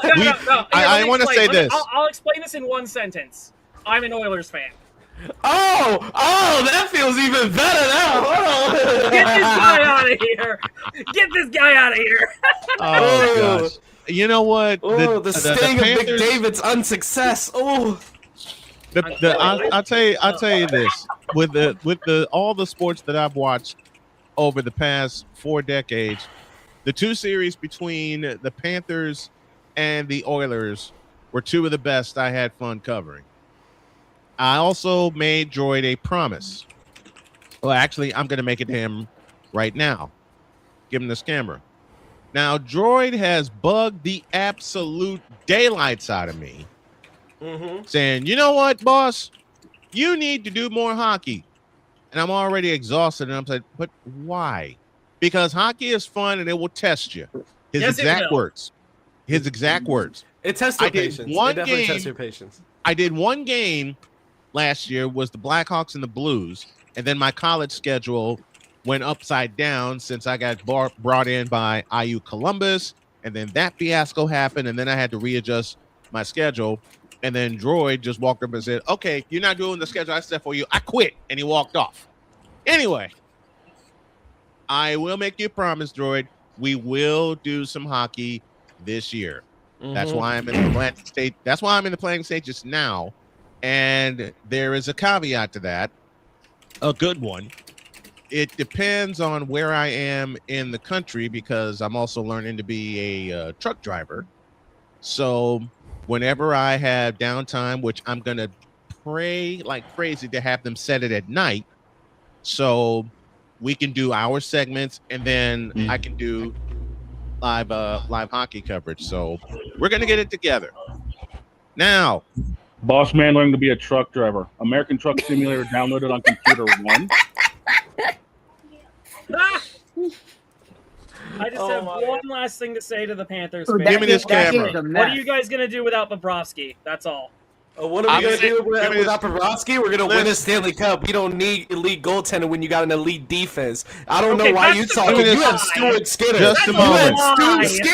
You had Stu Skin. I don't know why you talking. Mr. Choking Game 7. I'm never going to say anything about Hold on, guys. No. will be You want to talk? You want to talk about bad goaltending? You want to talk about bad him? That's how we solve that. I'm going to say this right now. You want to talk about bad goaltending? Don't talk about Shane's Bruins. I'm going to say this right now. I'm going to kick your ass, Droid. I'm gonna say Victor, Victor, go ahead. Droid is the only person. I love Droid to death, but he's the only person I know that can file a missing persons claim on a glass of milk. Yo, wake up, bro, you made Brian's wake up alarm. NHL 94, I'll never forget 94. it. We need a break. NHL 94. Before we go to break, I'll give it. While we're Dawg needs a break because he's catching strays. We're closing out season 12 today, and we're having a whole lot of fun doing it. I'll tell you about the alarm that has been in my head forever. Victor and I used to live together in Gary, Indiana. I came home from a trip with a massive headache, a migraine. He goes to hide in the office and says, I'm going to play some video games. That sumbitch kept waking me up with NHL 94. It's not my fault the Blues were terrible.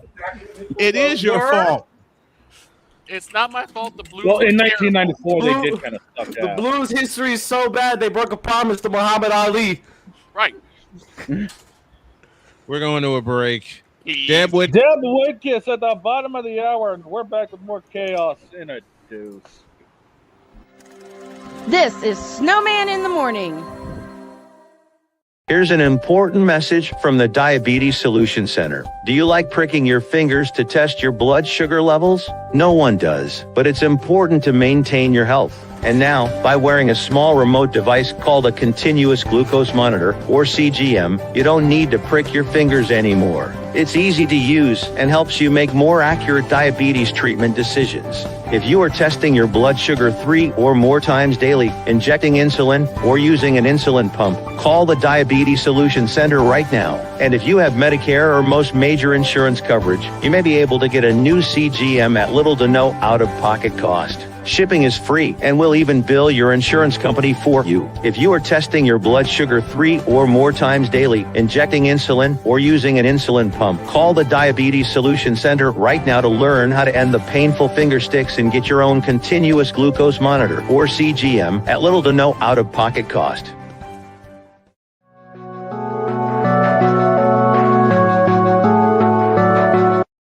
I want to do a TED Talk, but I don't have anything to talk about yet. I'm getting there. Life is for the living. We're not here that long. You can learn anything you want to learn without any money spent. What do I really enjoy? What do I really want out of life?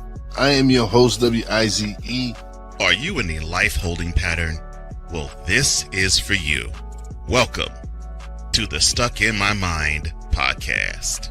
Live every Monday, Tuesday, and Wednesday at 4 p.m. Central.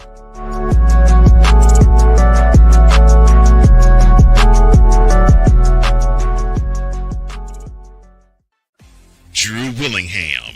In this case, yeah, you put the blame on Kyle Shanahan for apparently not preparing the team enough for the overtime rules, supposedly. Cole Johnson. Peyton was considered the winner, and he was the darling of all darlings for Gerald. With a special appearance by Tyrone Alizé McDummy. Ain't nobody calling me. Text. Delete. Join these two football enthusiasts as they give you Total Football Talk. Live every Monday at 4 p.m. Eastern, 3 p.m. Central on the Sertoba Media and the Comey Media YouTube channels.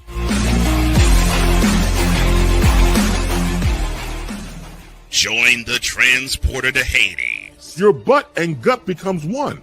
Join the reformer of hooker whores. This is my daughter, Placenta Booty Johnson. Join the bronze car. Whenever you are in distress, take off your baseball cap and throw it in the air. Join your very own superhero of broadcasting, Chris Bass. So whatever color crayon they get, they palm it and do 2 circles, and that translates to, I can beat up black people. As she takes you through the week's paces in Baseline. Live every Saturday at 8 a.m. Eastern, 7 a.m. Central, Pacific Time Zone people, just stay asleep when this is on live and just catch the recording. Exclusively on the Chris Bass YouTube channel.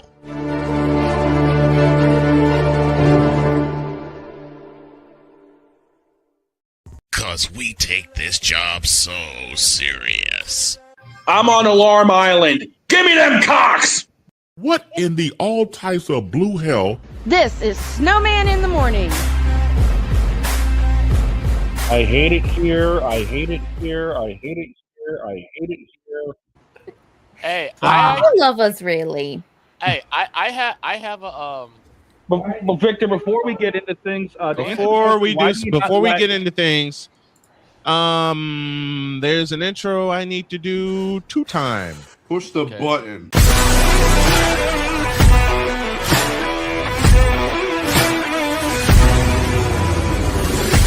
Football freaks, gridiron geeks, bottoms up. Oh boy. Well, that game sucked. Dr. K, I'm sorry. Oh, hell no! Snowman, I'm sorry. Well, that game sucked. Now get out my face, you thirsty bitches.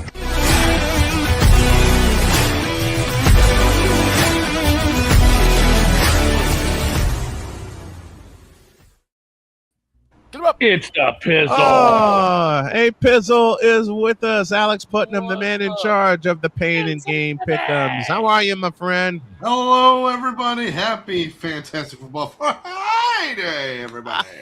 By the way, before we really get too far into things, the reason why you don't let an Edmonton fan and a Panther fan get in the same room together, because the Boston fans want to catch more strays than Grady Little to even Pedro Martinez in the 8th in 2003 against the Yankees. Just a moment.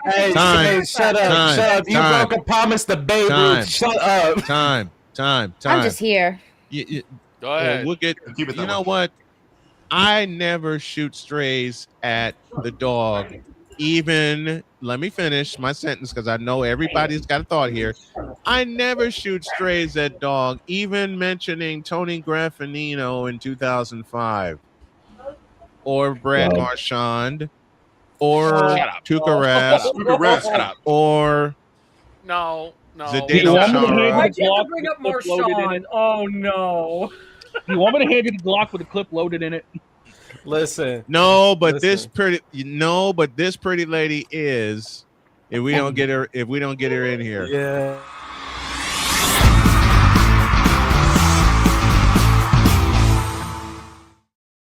Hi, everybody. Hey, Deb. Hi, all. Deb, how are the fights this week? What? How are the fights this week? No fights. Otherwise known as NFL training camp. Right? It happens a few times and it just gets a bad rap. Why is hey, the Deb, at NFC least you're suddenly the most chill division in the league? When did that happen? Right? That is true. Hey, Deb. Hey, now that AJ Brown's gone, your play book is Saquon up the middle. Saquon up the middle. AJ Brown, which is about. And Dietz, you said it last. Yeah. Dietz, you said it last week. As far as the Eagles go, they cannot have any games where they have no passing yards in the second half of games. That just cannot happen. That just cannot happen. Meanwhile, I'm gonna just throw another story out there real quick, and then the Dolphins are just gonna have Malik Willis pass to dead cap, hands off to dead cap. The Dolphins haven't won anything since A Pizzle stole Dan Marino's chicken sandwich. The Dolphins have already won this season. They don't have to pay for 2 of CTE bills. Yeah, that's Atlanta's problem now. They don't have to pay for. They don't have to pay for Mike McDaniel's vape tab. This is true. Let me pay a little homage here while we're having fun here. This pretty lady, Deb Whitcas, the 2-time Emmy Award-winning producer. I got introduced to her thanks to Courtney Harden, and I looked up Blonde Blitz, and I said, "The heck with it, I'll try it." Sent her a message. here she is in her third season with us, covering not just the Eagles, but the Rams also, and having a whole bunch of fun doing it. And it took her better half to make a recommendation that she and I team up and work together more. So she's part of the crew. He heard you in the other room. He was like, "Who was that guy? Like, he's really good. You need to work with him more." And he doesn't talk like that a lot. You know what I mean? So I listen when he gives that, you know, that type of information for sure. But I had a blast that first day. Like we started, and then all of a sudden it was like an hour later, and we just talked all the entire time. It was an hour later. Yep. Yeah. And Jody was laughing behind me, saying, "Are you still talking?" And I'm trying. You heard her, Deb, and I'm trying my best to stifle my to stifle my laughter. But couldn't stop. It was like we just had the best time. No. Hey, Deb might appreciate this joke. The Philadelphia Eagles are doing dirty jobs right now. I'm just gonna say. Let me keep going. Let me keep going here. Let me keep going here. Hold on. Here's something funny, because I have to bring this up because you guys talked about it earlier in the week, and I was in the office last week. Mm-hmm. Shame on you. So, Dietz was talking. Shut up, Troy. Go ahead. I have some special for you too, but go ahead, Vicar. I was watching the Friday episode where Deb was on. Dietz, of course, was talking about the Eagles, and one thing that came up was, well, as long as the defense doesn't spit on anybody, they're fine. The look on Deb's face and the fact the way she was like moving her hands, I'm like, the one thing that's missing in between her hands is Dietz's throat. She wants to strangle him with the screen. It was such a long time. I mean, granted, it was like the first game of last season, but it seems like it was like 5 years ago that happened. Yeah. So at first I was like, "Oh yeah, that happened." Like, But Pizzle's here. It happened the first game of the season, but then it happened again. Yeah, he did. They did it again later in the season. 2 times. It It did. happened 2 times. It happened 2 times. Mike McDonald's on fire. You can't make this stuff up. You can't. You make it can't up. make this up. Listen. Take a look at this crew, folks. We have so much fun each and every day, 5 days a week, 10 a.m. in the morning. We're here with you. Pizzle. Yeah. Then there's this. Thank you, Crasher, for that. Crasher for the win. Crasher for the win. Just a moment. Deb can't be here long because I know she's got an appointment, but we're just paying her some homage today. We'll get into the real football talk next week as teams start cutting down their rosters from 90 to 53. And we also have picks to make next week. You know what? The picks are going to be. Listen, the picks are wild. If y'all haven't seen the entire crew together make picks, good Lord, hang on to your seats. And that one in the top right corner is this will be my debut year doing it, and I'm going to cause all the problems. No, you're not. I am. We're all going to have a share. You always cause problems. You cheer for the Oilers. I don't want to hear that. I don't want to hear that, Mister. I have all the fun with the Kachuk brothers. Yeah, I don't want to hear that from somebody who's saying who hasn't won since the 80s. Just a moment.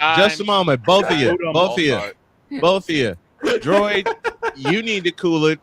And I mean this very kiddingly because your quarterback at this time is Justin Fields. And Zero, your coach is Dan Campbell. So we put both of them on ice. About that, Snowman, I have an idea because I've Go had ahead. some Chiefs fans say that they're kind of worried. I said, you know what? Really? Here's how you fix that. I ain't Have worried. Justin Fields hold a press conference. The first thing he says is, I promise I won't throw more than 15 interceptions. Crasher! We are going to the boards, my friend. It worked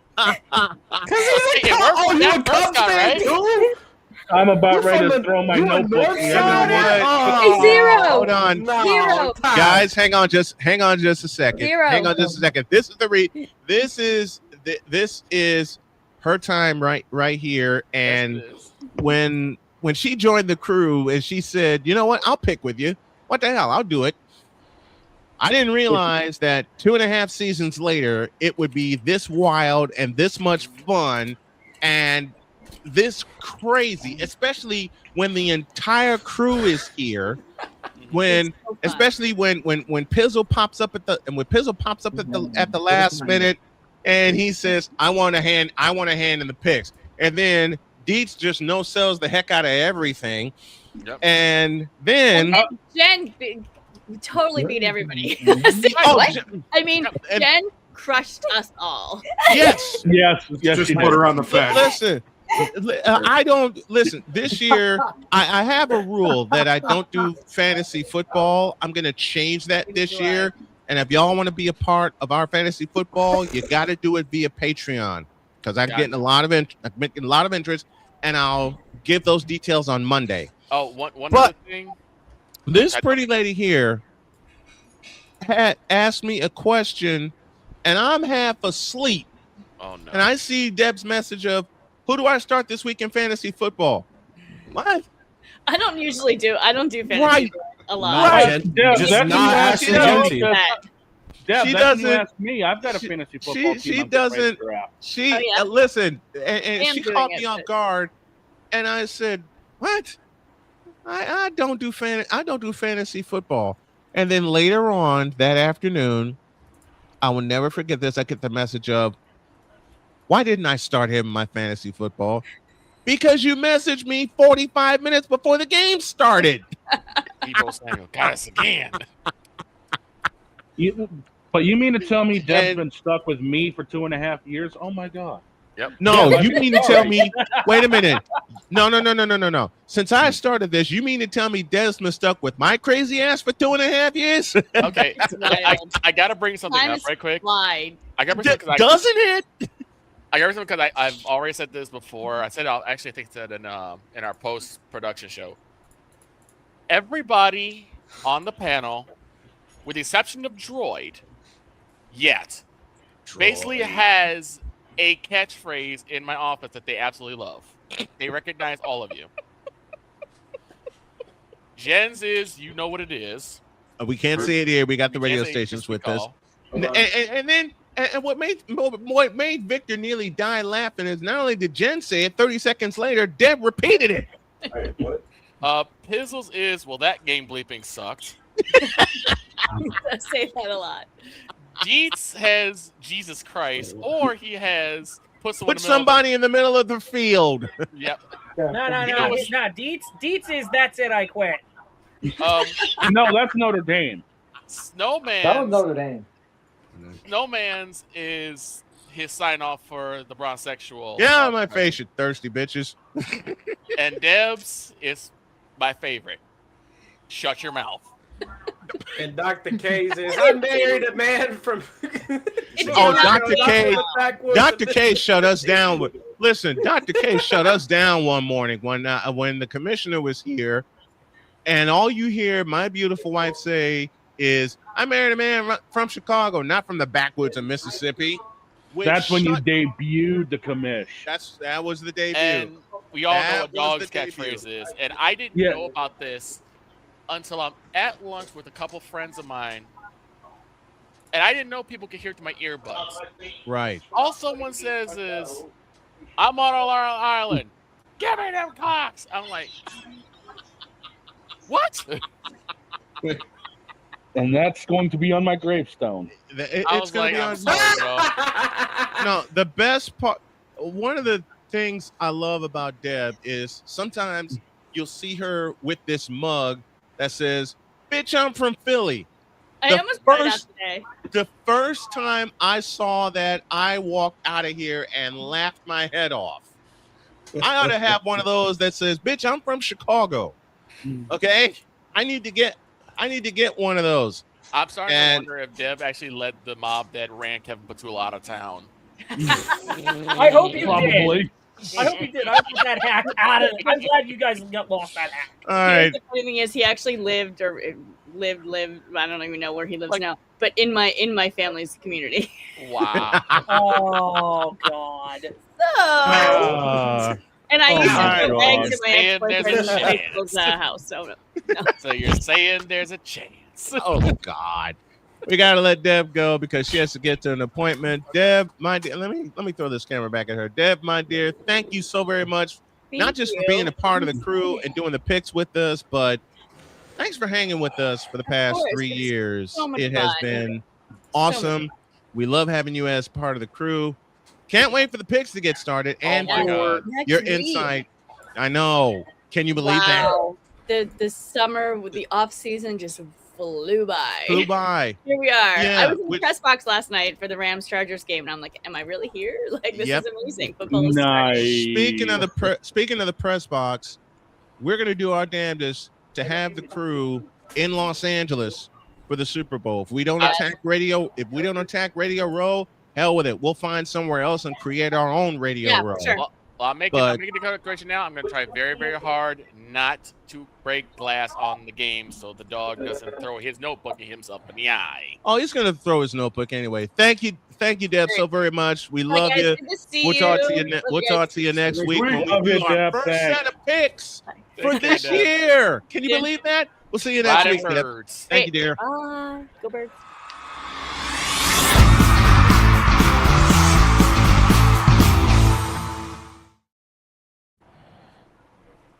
You gotta be kidding me. Next week starts our picks. What? Next week? Yes. Next week. I thought they started this week. I think Next year for college today. football, No, yes. the college picks start this. The college pick starts this week, and we'll do those. I'm going to be terrible at it. The I ain't NFL picking a doesn't thing. start for 2 weeks. Wait. You know what? I quit. The NFL's after. No, I thought the NFL was before Labor Day. No, I'm kidding. I am not going to No, quit I think yet. NFL's before Labor Day. Nope. No, NFL's after Labor Day. Oh, After Okay, Labor so we Day. do have. We got week 0 and week 1 in college ball, Yeah, week 1 in college football. Week 0. And then you get week 1 in the NFL. and then you get week 1 in the NFL. I need a breather. Let's take a break and we come back. More wildness heading into hour 3 with the token female take. Shut up. With the token female takeover. George, I am going to fire a slap shot past your mustache if you sleep. You could create thunderstorms with your bad thoughts about the Bruins. Tuukka Back in Tuukka Rask. Dear Tuukka Rask, your glove still sucks. Oh, Brad Patrice Marchand. Bergeron, you Just a failed moment. his legacy. Just a moment. Dear Tuukka Rask. He's going crazy. He is. Dear Tuukka Rask, your glove still sucks. All these years later. Signed, the Chicago Blackhawks. Shango started clapping like the Joker in the Dark Knight. Like, Hey Bruins, how Back do in you the feel? deuce. How do you feel having failed Bergeron's legacy? Shut up. Back in the deuce. This is Snowman in the Morning.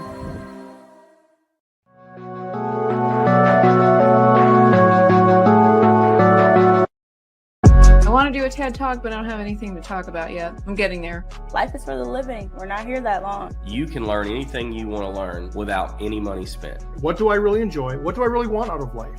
I am your host, WIZE. Are you in a life holding pattern? Well, this is for you. Welcome to the Stuck in My Mind podcast.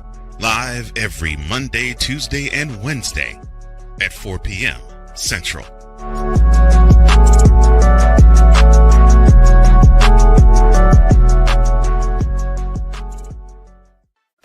Drew Willingham. In this case, yeah, you put the blame on Kyle Shanahan for apparently not preparing the team enough for the overtime rules, supposedly. Cole Johnson. Peyton was considered the winner, and he was the darling of all darlings for Gerald. With a special appearance by Tyrone Alizé McDummy. Ain't nobody calling me. Text. Delete! Join these two football enthusiasts as they give you Total Football Talk. Live every Monday at 4 p.m. Eastern, 3 p.m. Central on the Sertoba Media and the Comey Media YouTube channels.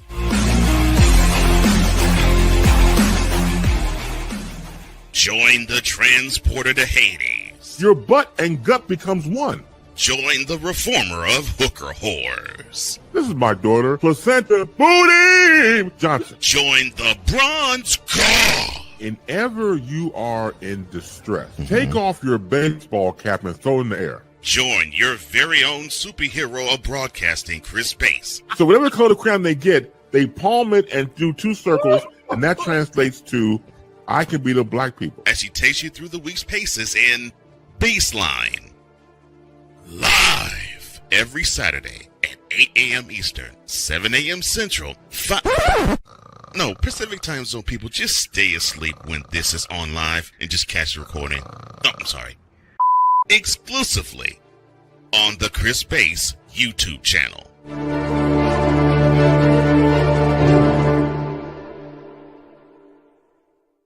Here's an important message from the Diabetes Solution Center. Do you like pricking your fingers to test your blood sugar levels? No one does, but it's important to maintain your health. And now, by wearing a small remote device called a continuous glucose monitor, or CGM, you don't need to prick your fingers anymore. It's easy to use and helps you make more accurate diabetes treatment decisions. If you are testing your blood sugar 3 or more times daily, injecting insulin, or using an insulin pump, call the Diabetes Solution Center right now. And if you have Medicare or most major insurance coverage, you may be able to get a new CGM at little to no out-of-pocket cost. Shipping is free, and we'll even bill your insurance company for you. If you are testing your blood sugar 3 or more times daily, injecting insulin, or using an insulin pump, call the Diabetes Solution Center right now to learn how to end the painful finger sticks and get your own continuous glucose monitor, or CGM, at little to no out-of-pocket cost.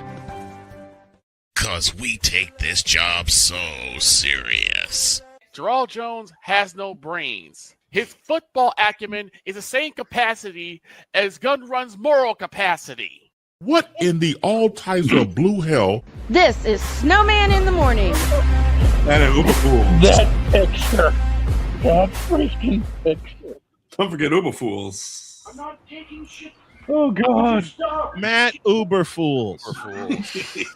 Matt Uber. Listen, The man I want whose y'all to greatest do opponent is a timeout. Hold on. I want y'all to do me a favor. There's a very, very dear friend of mine by the name of Brandon Keeler. He is one of the men in charge of not only the Sports Nuts sports show that you can see 3 times a week, but also the Sports Nuts Network, which is where we're going to be one of the networks we're going to be airing on in the new season. He just lost his stepdad a couple days ago.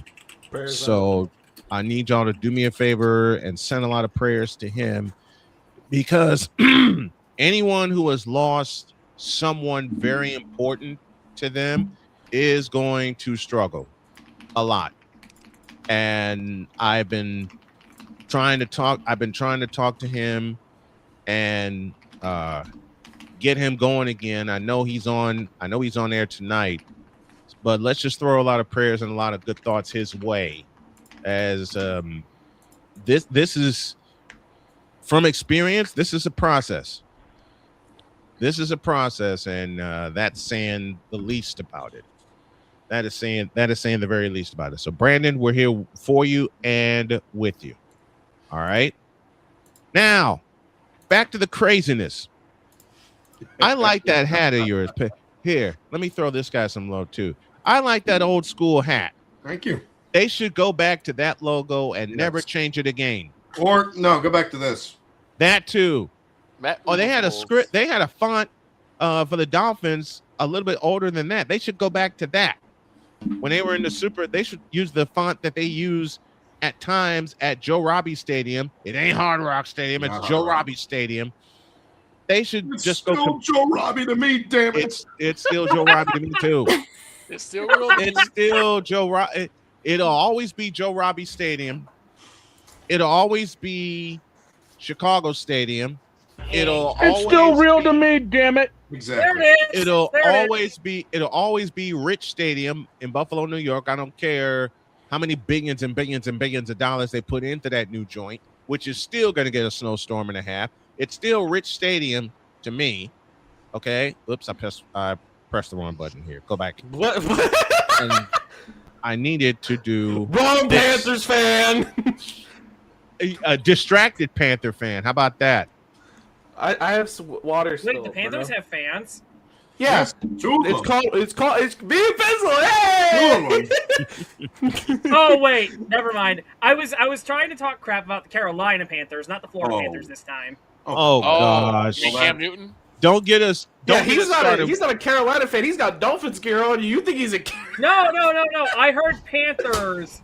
No, I heard Panthers, and I heard you were mentioning Panther fans. I didn't. I didn't connect the dot that you were talking about Pizzle. Let's answer a question here. Sorry, but I think the only type of Panther who has fans is Black Panther. True. Yeah. Rest in peace, chat. Let's answer a question here in the chat. Damian Hernandez asked with question with Pro Bowl being canceled. Do y'all think they will add a week 18? Let me answer that question. Probably. They were going to add a week 18 regardless. That's my thought.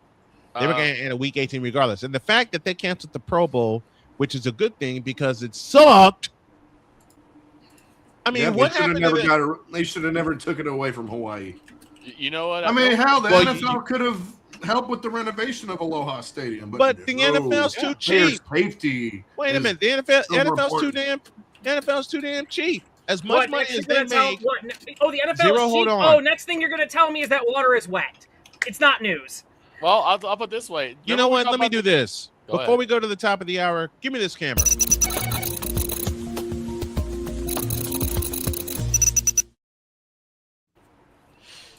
Again. Yeah, I'm with Pizzle. Give me this dog on camera.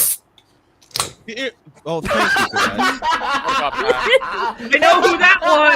You know what? I know who that was. There it is. I think she just helped me. Look, open the I'm can of- thirsty. I haven't had a drink for since 1:30.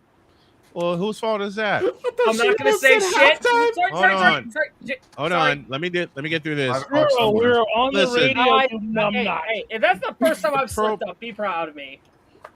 Zero, I am I'll going deal to with get you later. Atreus to give you one hell of a lecture later. You can certainly try. No, I'm going to do that. Let me get through this.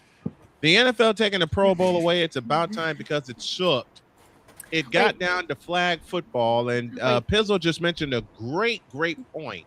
Snowman? The NFL themselves could have helped with the renovation. Forget the renovation. Blow the sumbitch up and rebuild Aloha Stadium. That's my thought. The NFL could have stepped in and said, look, we got you. We use Aloha Stadium every year for the Pro Bowl. And the moment they took it out of Hawaii, they screwed it up. Bringing it to the site where the Super Bowl is, and then backing it up 2 weeks to play the Pro Bowl 2 weeks before the Super Bowl, which is stupid to me because now you have players that make the Pro Bowl that are on the Super Bowl teams, and they're scrambling. Then they instituted a rule far too late that if you made the Pro Bowl and you're playing in the Super Bowl, you can't do both. What the hell happened to doing both when you can play the Super Bowl and then wait 3 weeks? Go to this Pro Bowl. And then you play the Pro Bowl. The Pro Bowl is an exhibition anyway. Yes. The Pro Bowl was, and I hate saying was, an exhibition anyway. And I look forward to watching the Pro Bowl every year because it was played where, Pizzle? Aloha Stadium in Honolulu, Hawaii. You know what the NFL should have done, and Roger Goodell's too damn cheap to do it. If I were commissioner of the NFL and there were thoughts about taking the game away from Aloha Stadium, I'd do a 2-for-1, not just for the NFL, but for the University of Hawaii as well. I'd step in and say, we got this. Everybody back. I'd attach a bunch of dynamite, blow that sumbitch up, play on another field in Hawaii because that's the goal of the Pro Bowl is to get to Hawaii, right? Mm-hmm. Every player wanted to go to Hawaii. Not Orlando. Not Orlando, not Las Vegas. Honolulu, okay? Dan Deerdorf. Dan Deerdorf was talking about Brian. Hold on. Why would you do any of that? Hold on. Dan Deerdorf said it best when he was talking about one Brian Urlacher.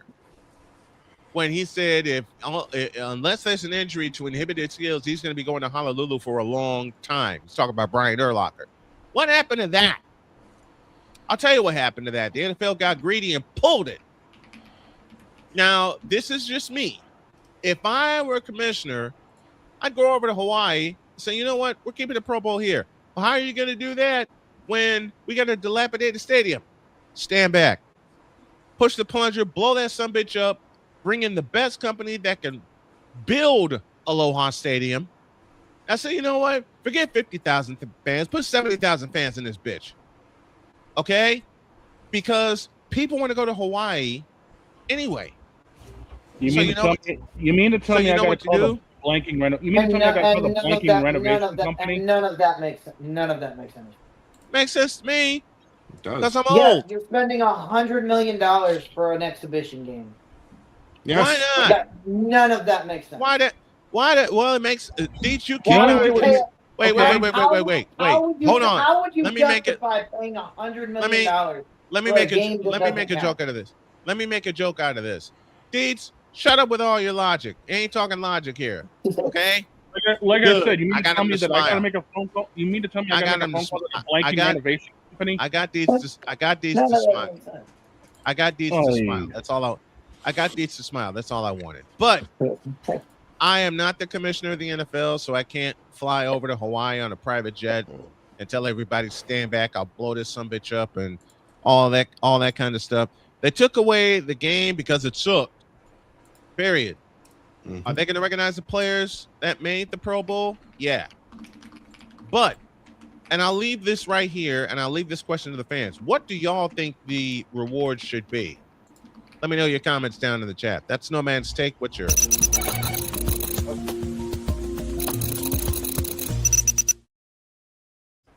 Unfortunately, a few minutes. The only good thing about the Pro Bowl, uniforms. The only good thing about the Pro Bowl, they took the games away. The only problem The only thing good about the Pro Bowl is that it ended. All right. Okay, hang on. Something I gotta say is while I've waited on this. Crasher, even if I am one, at least I'm not as thirsty as a bronzexual. Fair enough. This is true. I'll say this. I did not need to be told that. The problem Dietz, you're right. Dietz is right though about wasting $100 million on the next game. I'll tell you right now.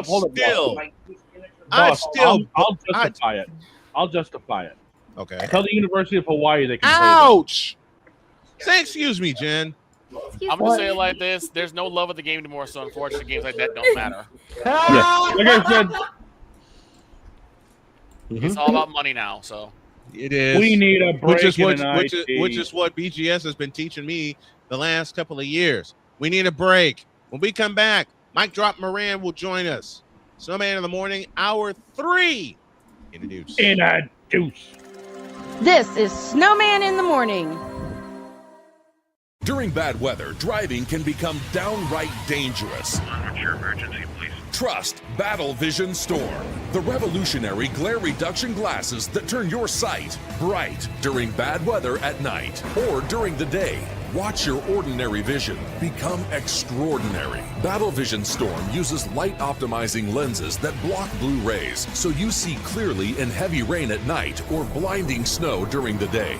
Heavy rain, snow, sleet, or fog can make it impossible to drive. Not with Battle Vision Storm. Get your Battle Vision Storm for only $19.99. But wait, due to rising costs and supply chain shortages, this may be your last chance to get your very own at this low price. There is a strict limit of 4 Battle Vision Storm per order while supplies last. Don't wait, order now. Call 1-800-483-6319 or visit battlevisionstorm.com. So call 1-800-483-6319 now. Here's an important message from the Diabetes Solution Center. Do you like pricking your fingers to test your blood sugar levels? No one does, but it's important to maintain your health. And now, by wearing a small remote device called a continuous glucose monitor, or CGM, you don't need to prick your fingers anymore. It's easy to use and helps you make more accurate diabetes treatment decisions. If you are testing your blood sugar 3 or more times daily, injecting insulin, or using an insulin pump, call the Diabetes Solution Center right now. And if you have Medicare or most major insurance coverage, you may be able to get a new CGM at little to no out-of-pocket cost. Shipping is free, and we'll even bill your insurance company for you. If you are testing your blood sugar 3 or more times daily, injecting insulin, or using an insulin pump, call the Diabetes Solution Center right now to learn how to end the painful finger sticks and get your own continuous glucose monitor, or CGM, at little to no out-of-pocket cost. Whether it's news, the largest egg producer finds bird flu in chickens at a Texas plant, weather, devastating tornadoes rip through the heart of the United States, inspiration, a breast cancer survivor completed the journey of chemotherapy, and now begins a future one of matrimony, or sports. Michael Jordan is shown on a photo with Diddy. LeBron James has a video extolling the virtues of a Diddy party. This has been yet another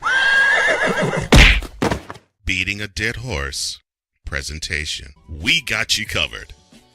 BS3 Network, in association with Comey Media Incorporated, proudly present The Morning Shift with Cole Johnson, live every weekday at 8 a.m. Eastern, 7 a.m. Central.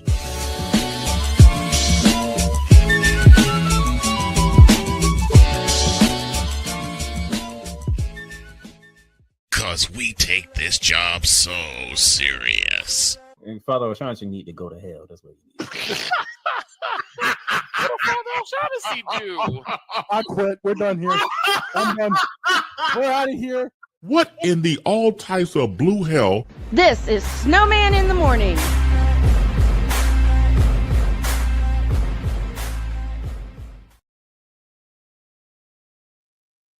Came up with that. Just don't ask, okay? Don't do it. I'm not. The only thing I'm going to ask is, are you sure we're going to have time to get everything in today?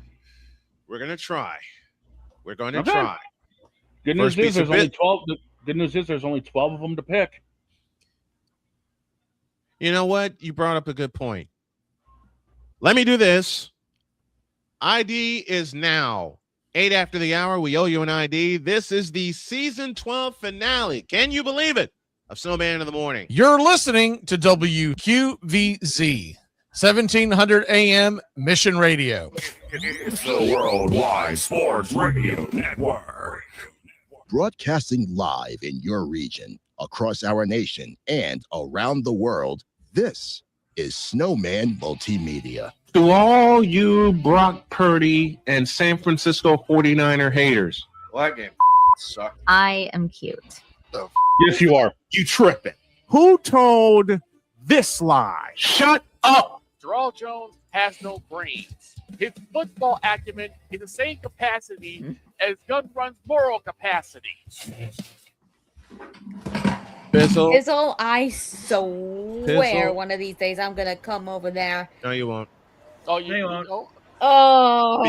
Because you won't do that, Jen, and I'll tell you why. Why? You'll be too busy getting compliments to do anything to Pizzle. True. The funny thing is that a while back, and I think I told this story before.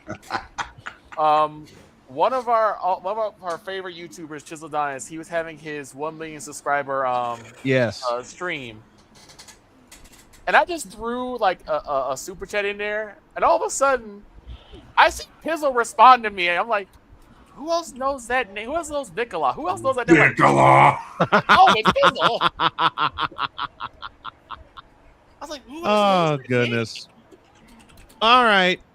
One more thing to do. Okay. And the WNBA has pissed me off. Again? Oh, boy. I'll explain why.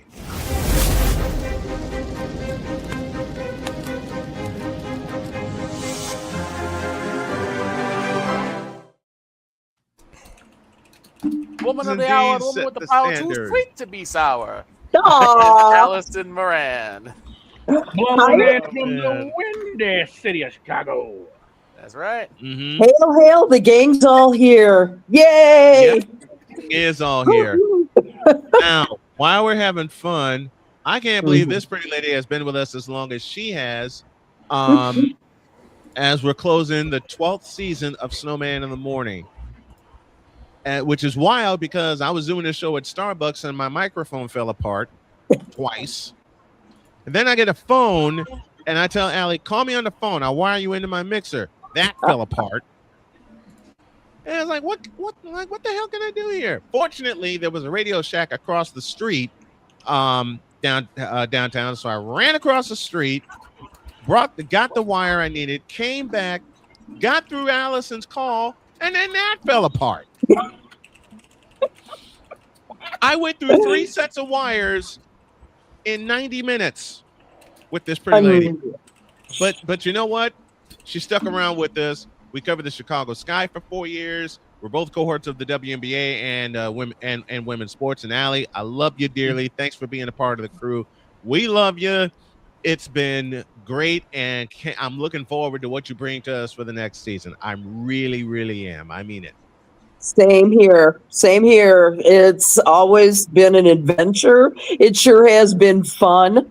I love all of you guys. You are like my brothers and sisters, and I'm really looking forward to year 13. Lucky 13. Yep. 13th season begins on Monday. Yeah. Our 13th season, I can't believe it begins on Monday. And this is all off of an idea. Someone dared me to get my opinions out there. I said, all right. So I started doing it. I started doing the show in the afternoons, and then that fell apart. I handed it off to somebody, and he took it and ran with it. God bless you, Alvin Washington. He ran with it for 4 years until his untimely death, and he had to step away for all of his health problems. God bless you, Vinny. We miss you. So I said, you know what? Yep. I'm going to compete with the big boy. I'm going to do my show in the morning. My mother, bless her sacred heart, my mother said, there's no way you'll be able to compete in the morning. I said, oh, yeah, watch this. So the following Monday. Damn thing is, man. There it is. And you called me about that. I did. Dawg was my first call. And I said, hey, Dawg, what do you think about me doing a show in the morning? His next 3 words were, go for it. All right, you're on. So I went and got a small mixer, which I have right here. And I had a laptop, and I had my headset microphone. I had a chair in front of me. I put the laptop on top of the chair. And off to the races we went, because I had a mixer that input went into the computer, came out of the computer back into the mixer, and it wires everything through. And that's how you guys are hearing it right now. I said the hell with it. I went with it. And I did it for an hour. And then a friend of mine said, why don't you extend it? Like, I don't have the money to extend it. He says, think about it. The money's going to come as long as you're consistent, which I got to give this man props right here. And I have a title for you, Mr. Pizzle. Oh, I know what it is. And I've been told to keep quiet about it. Yep, I told Dawg to keep quiet about this, but you are now our director of compliance. Ooh. Which means you get the schedules that we approve, and you hold us to them. Okay. Because you've been on me about consistency, and thank you for that. Even on day, and I'll tell this funny story. Pizzle got to me one day. Somebody's been called. Pizzle got to me one day when I was sicker than a dog. I was laying in bed with 102-degree fever, and I could not move. My wife couldn't even get me to move. So Pizzle sends me a message, and he's like, so no show today, and there better be a good reason. I said, Pizzle, 102 degrees. That'll do it. And Pizzle said, yep, that'll do it. That'll do it. And I've had health problems lately. I've been completely overwhelmed and trying to get my CDL license and helping to take care of my family. And Pizzle, I hope you understand. I've been just so focused on that. And I see your comments. Do they make me mad? No. But at the same time, as I said, I've been overwhelmed and finally getting my CDL permit. I finally have that. I got a spot in the class. So everything is going to be good from from here on out. So Pizzle, Alex Putnam is now our official Director of Compliance for Snowman Multimedia, and that is effective immediately. Yay! Let's go. Welcome to the team, Pizzle. And you better do some Dolphin games this year, man. Yeah, I'm planning on it next Sunday. Why do we want to make him against miserable? Vegas. Okay. All right. I'll see. Why do we want I to make might him see miserable and make Pizzle. him watch Dolphins? I might see Pizzle week 2 when the Dolphins come to Levi's Stadium. But if you want to dual stream that, let me know and we'll set everything up. All right. I have a question for Allie. Okay. I'm listening. So it's actually a two-parter. One, how did you enjoy this round 2 between the war between the Red Line? And that's just a long shot. It's a very long shot because there's a lot of good teams. What happens if you see it one more time in October? Oh my God. You know what? If that happens, Victor, I will answer that question for her. Allie and I are doing all 7 games. Period. Let's do it. I'll be in the truck. Or buts. There ain't no ifs, ands, or buts about it. If there is a Red Line World Series, which would make me jump up and down, make Allie jump up and down, my dad, my granddad, Zero would just lose his mind. Right. Zero will just be begging me, please let me on, please let me on. Shut up, sit in the back of the bus. But what did I do to catch a stray this time? I'll be in the truck working. You'll be. I have actually done Red Line games. I've done the Cubs in the afternoon and the Sox at night. Yep.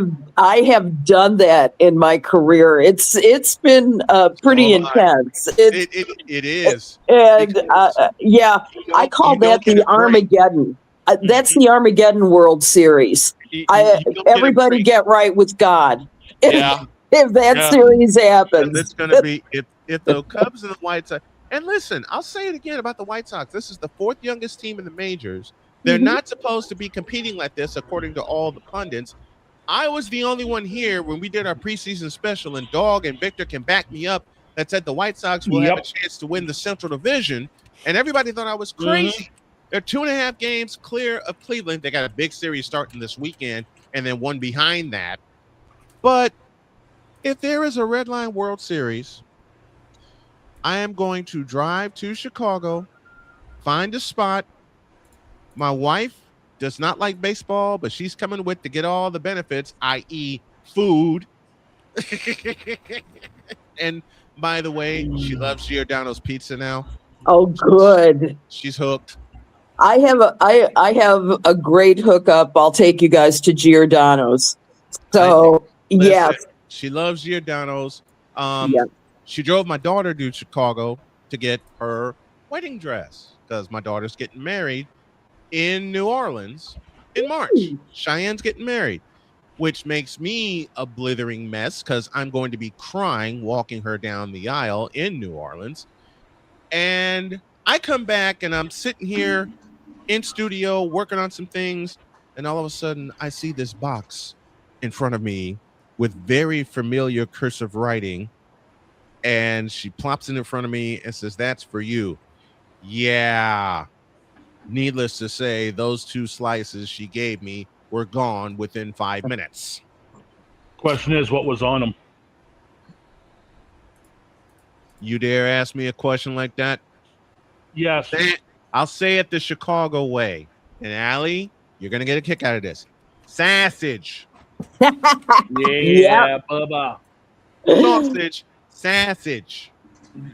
I'm going to teach you how to like spinach and mushroom. Deep dish. I've had that. I've had that. It's delicious. It is delicious. And somewhat healthy. But this is my wife we're talking about, who knows me. Yeah. This is my wife. Well, I'm going to start eating better beginning September 1st. I want to close this out with a bang, okay? And what we have done today here on the show is just throw lots of love to everybody that has been here, everyone that hangs out with us on the show. You especially, Allie, Because Allie had one of the line of all lines, and I have to find it. In talking about one Kennedy Carter, Allie looked at this camera with it. Here, give it this camera. With a serious face. Allie looked at this camera with a straight face and said, "Sign the bitch." You said, "Keep the bitch," which tore us up. Tore us up. I haven't been able to find that clip for the life of me, but I'm going to keep digging for it. I think I know where it is. You got another one now. Oh, yeah. I think I'm wearing the same outfit, and I have better hair now. So keep this one. Yeah, there you go. Sign the bitch. Talking about Kennedy Carter. Talking about Kennedy Carter. Yeah. Speaking of bitches, Kathy Engelbert, what the hell are you doing? Come on, the why are joke you is asking right. a question that has no answer? The joke, because the joke was right there. Okay. Yeah. True. All right. True. Let's get serious and talking about the W. Who is your favorite for most valuable player? You know, I've got to go Asia Wilson. I don't care what anybody else says. I don't care how you slice it. I'm going Asia Wilson. Wouldn't this be her fifth? It would be her fifth. Yeah. Oh, It would be her and fifth. she is still worth it. That's my. I take it you have another idea in mind. Nah. Nah. Really. As much. No. Listen, I've been convinced, you know, and Dietz started this ish by looking me dead in the eyes and said, "I don't care what you say, Snowman. Asia Wilson's the best player in the game. I bow to thee because he is correct." Yes. I mean, I love what Caitlin Clark and the Fever are doing. They're steaming toward a championship, but the best player in the game is Asia Wilson. Period. Point blank. End of story. Yeah, there are very few two-way players like her, and that's where she sets herself apart from the rest of the players. Yeah, and I dare you to take it in the paint against her. That's all I'll say. I dare you to. The only player that's been able to scare the bejesus out of Asia Wilson is Aaliyah Boston. There's that. Yes. And I capitalize the word only because those two former teammates go at it every time they play each other, which is fun for me. Yeah. It's fun. It's fun for the fans to watch a couple of low post players in the W. How about that? Just going at it. Okay. Just ask Angel. Just ask Angel Reese. Nah. Now, boss. Just ask Angel Reese. Reese. Angel Wilson can block your shot without even trying. You mean This Demon is Reese? True. Now, boss, before This literally happened. leave, we need to do one more thing. No, I'm not talking about that. That's for 2:00. I'm talking about give her the camera real quick. that I can do. Go with it. Actually, because someone else was leaving, I'll give Allie her props in a minute, but someone else had to leave first. Oh, you mean this pretty Go lady? ahead. Yeah. Jen. Now, you see, I was saving this for a little bit later, but Empress, you kind of forced my hand a little bit. Hey, if you want to save it for later, you can save it for later. No, you said you had to go AFK soon. I know you got things you got to do. But you better be back at 2:00. I will Not be. just I will that. be. Not just that. I But think I'm going to be having dinner around now. Okay. not just that, but bringing you in here as not just the picks, but the one to help run the arcade now and everything that you've done. This has been, it's been a gold mine to have you on. I mean, once again, the influence of Taika has come over here. We've influenced things in Taika. God help me with the Alarm Island BS. But no, God help me with what in the all types of blue hell. That started it. And now all of a sudden everything else has kind of gone back and forth. It's been more of a two-way player than Shohei Ohtani. Yes. I mean, what about you, Mr. Hemorrhoid LEBRON? That's going to be on a T-shirt. That's going to be on a T-shirt, I'm sure. That's going to be on the bump. I like that. That's going to be a bump back if I got anything to say about it. Go on, Dawg. But honestly, Jen, again, knowing you as long as I have, from the days of when we were doing our thing Inspired, to everything else that's gone on, and now having you here, it has been nothing short of a joy to bring you into this, have your influence into this show. So, again, season 12 has been magical, and I can't wait to see what heat you bring for season 13. I can't wait to see. What? Pizzle. Shut up, Pizzle. Tell me what I'm telling lies. What did Pizzle say? Pizzle said put you on the fence. Oh, wait, I'm a week early. I'm Pizzle. I'm sorry. Pizzle. But still, that Pizzle. Oh, Lord. For our radio stations, you don't need to know what's going on. No, you don't. I'm not going to describe that for our radio stations. We don't need to Ken Squire it. And thanks to the radio stations that have hung out with us the past 12 years. We appreciate you guys. This lady here, off of an idea. I said, Dawg brought me the idea, said, can you bring Jen in for a minute? What the hell? And then everything just went up about 500 notches. A minute turned into almost a full season. A minute has turned into two full seasons. Actually, no, just one season. Just one. Okay. I first came in at the season 11 finale. My brain hurts. That's funny though. That's that what she came. Because of that, and I ended up meeting these crazy people, and now you've dragged me into this nonsense, and I'm going to make it even worse for the rest of you. No, you're not. You're gonna make this fun. You're gonna make this fun for the rest of us. Zero, you are going to bring so much laughs and entertainment here. You don't even know. Hey, take the load off me being the comedian. You're a comedian. That's news to me. Everything went up 500%. The wardrobe budget. Dawg is already the comedian. Tuukka Rask is his favorite goalie. If that tells you something. Yeah, that tells me everything I need to know. Oh my god! The wardrobe budget went up. The wardrobe budget increased 2,000%. And to make Allie and Victor smile, Bickle and Boland. That's all I can say. Not only has the budget gone up 2,000% with her wardrobe, I ain't got my card back yet. And you ain't getting it back anytime soon because I have a special anniversary stream to prepare for soon. Damn it! All that. Yeah. Here's the funny thing about Jen. And what's that? One of my favorite memories of hers, and I already told the story a couple times before, was we started to really push to promote Jen's Twitch stream. Yes. Again, why do you guys do that? And by the way, make sure you follow her on Twitch, twitch.tv/Genevive. There you go. Well, that's it. Zero. Zero. Leave me out of this. This is your problem. No. I'm making it your problem now. Victor, I'm making it your problem now. Send me to a Monokuma punishment.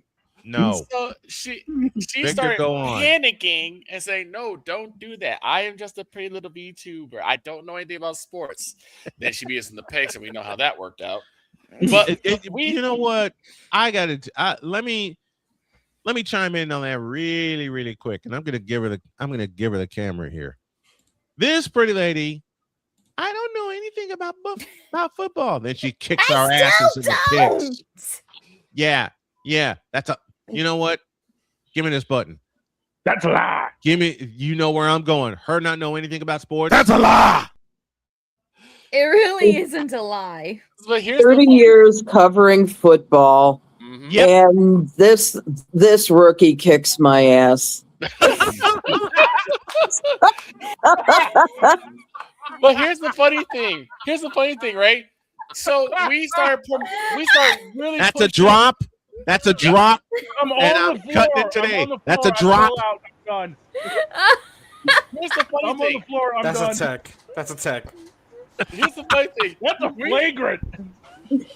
We're all pushing for Jen's Twitch stream, and she's like, "No, stop it now." Damn it. And then I put in every new person who follows the Twitch chat channel has to put in hashtag we came to see the cute queen. Is this when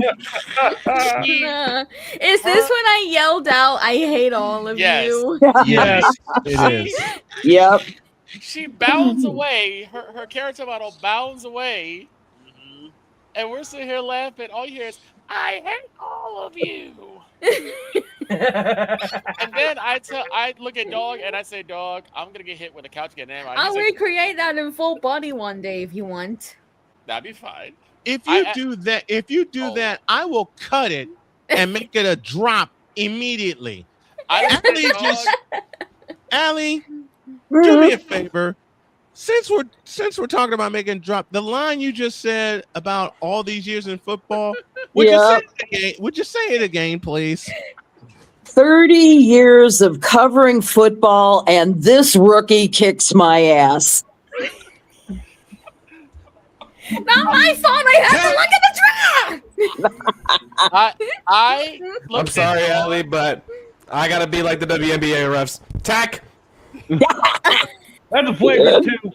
And that's to you. I looked at Dawg and I said, Probably get kicked out of the game.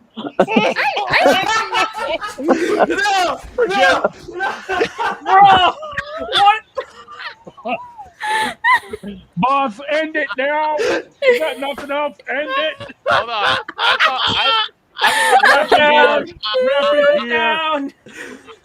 I talked to Dawg and I said, start talking about the Browns again. Right.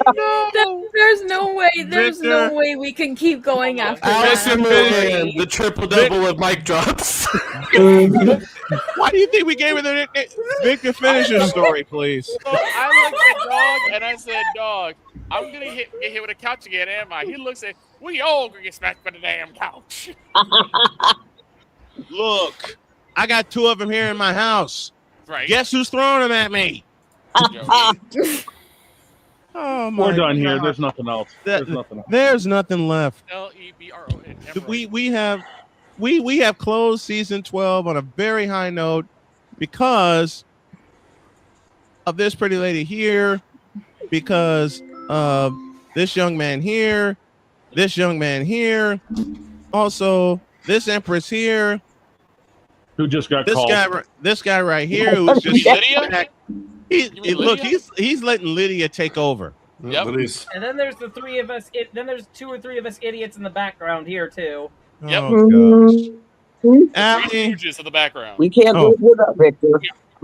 Oh man. I mean, we could leave out Don, but he won't let us. Zero, shut up. No, you're a Bruins fan. You Hold shut on. up. I'm sorry, but you telling Zero of all people to shut up? Do you know how impossible that is? Yeah, we know, because you're an Oilers fan.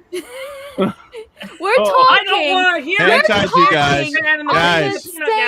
This is all gone. This is time. Time out. Last year. Mood him. Time. Let me get Allie out of here. Allie, this is all gone to hell and back, but we love you. Thank you so much for being part of the craziness. Promise next week we'll take care of business, and we got to make pick next week also, but thank you so very much for being a part of this 13th season on the way next week. Can't wait to see and have all the fun with you. We love you, darling. Thank you so much. Love y'all. See you next week. Allie, appreciate you.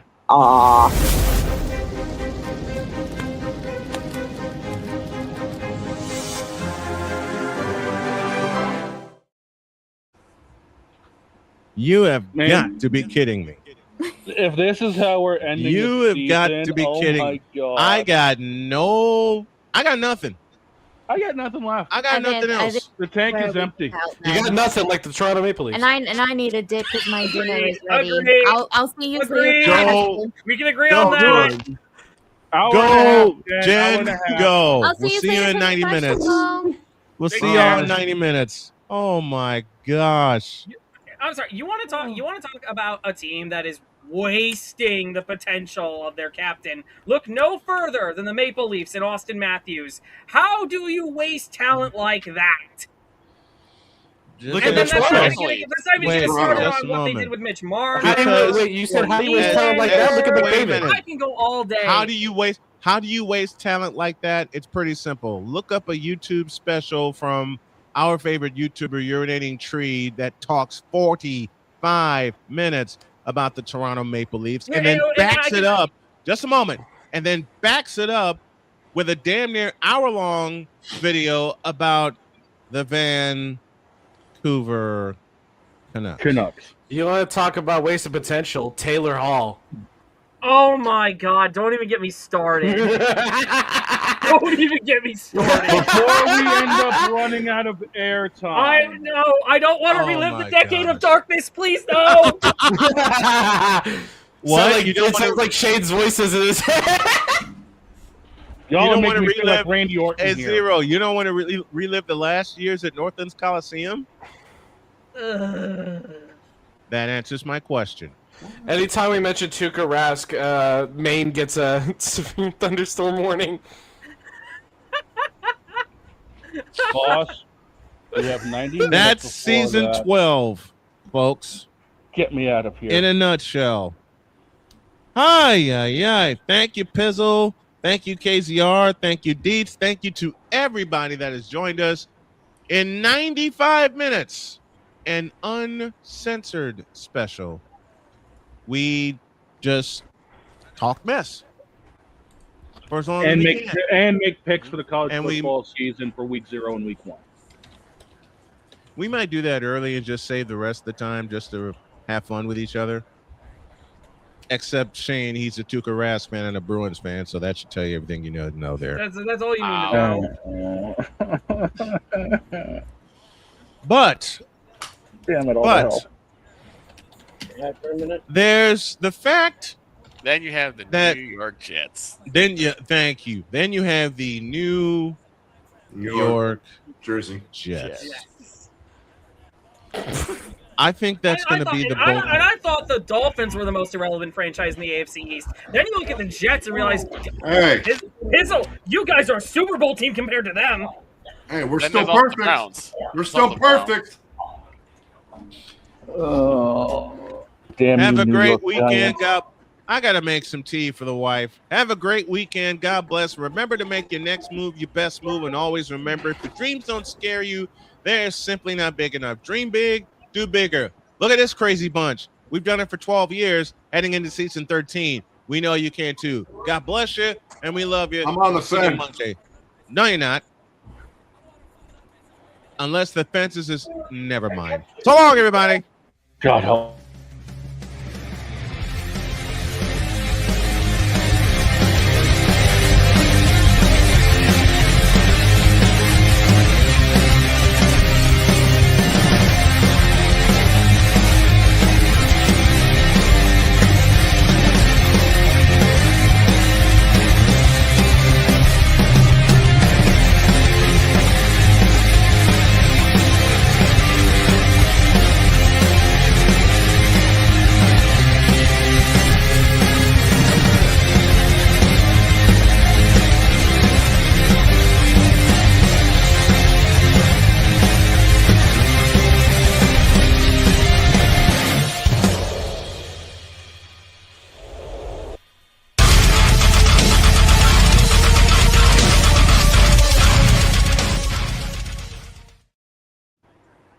So our uncensored special has now become a birthday roast.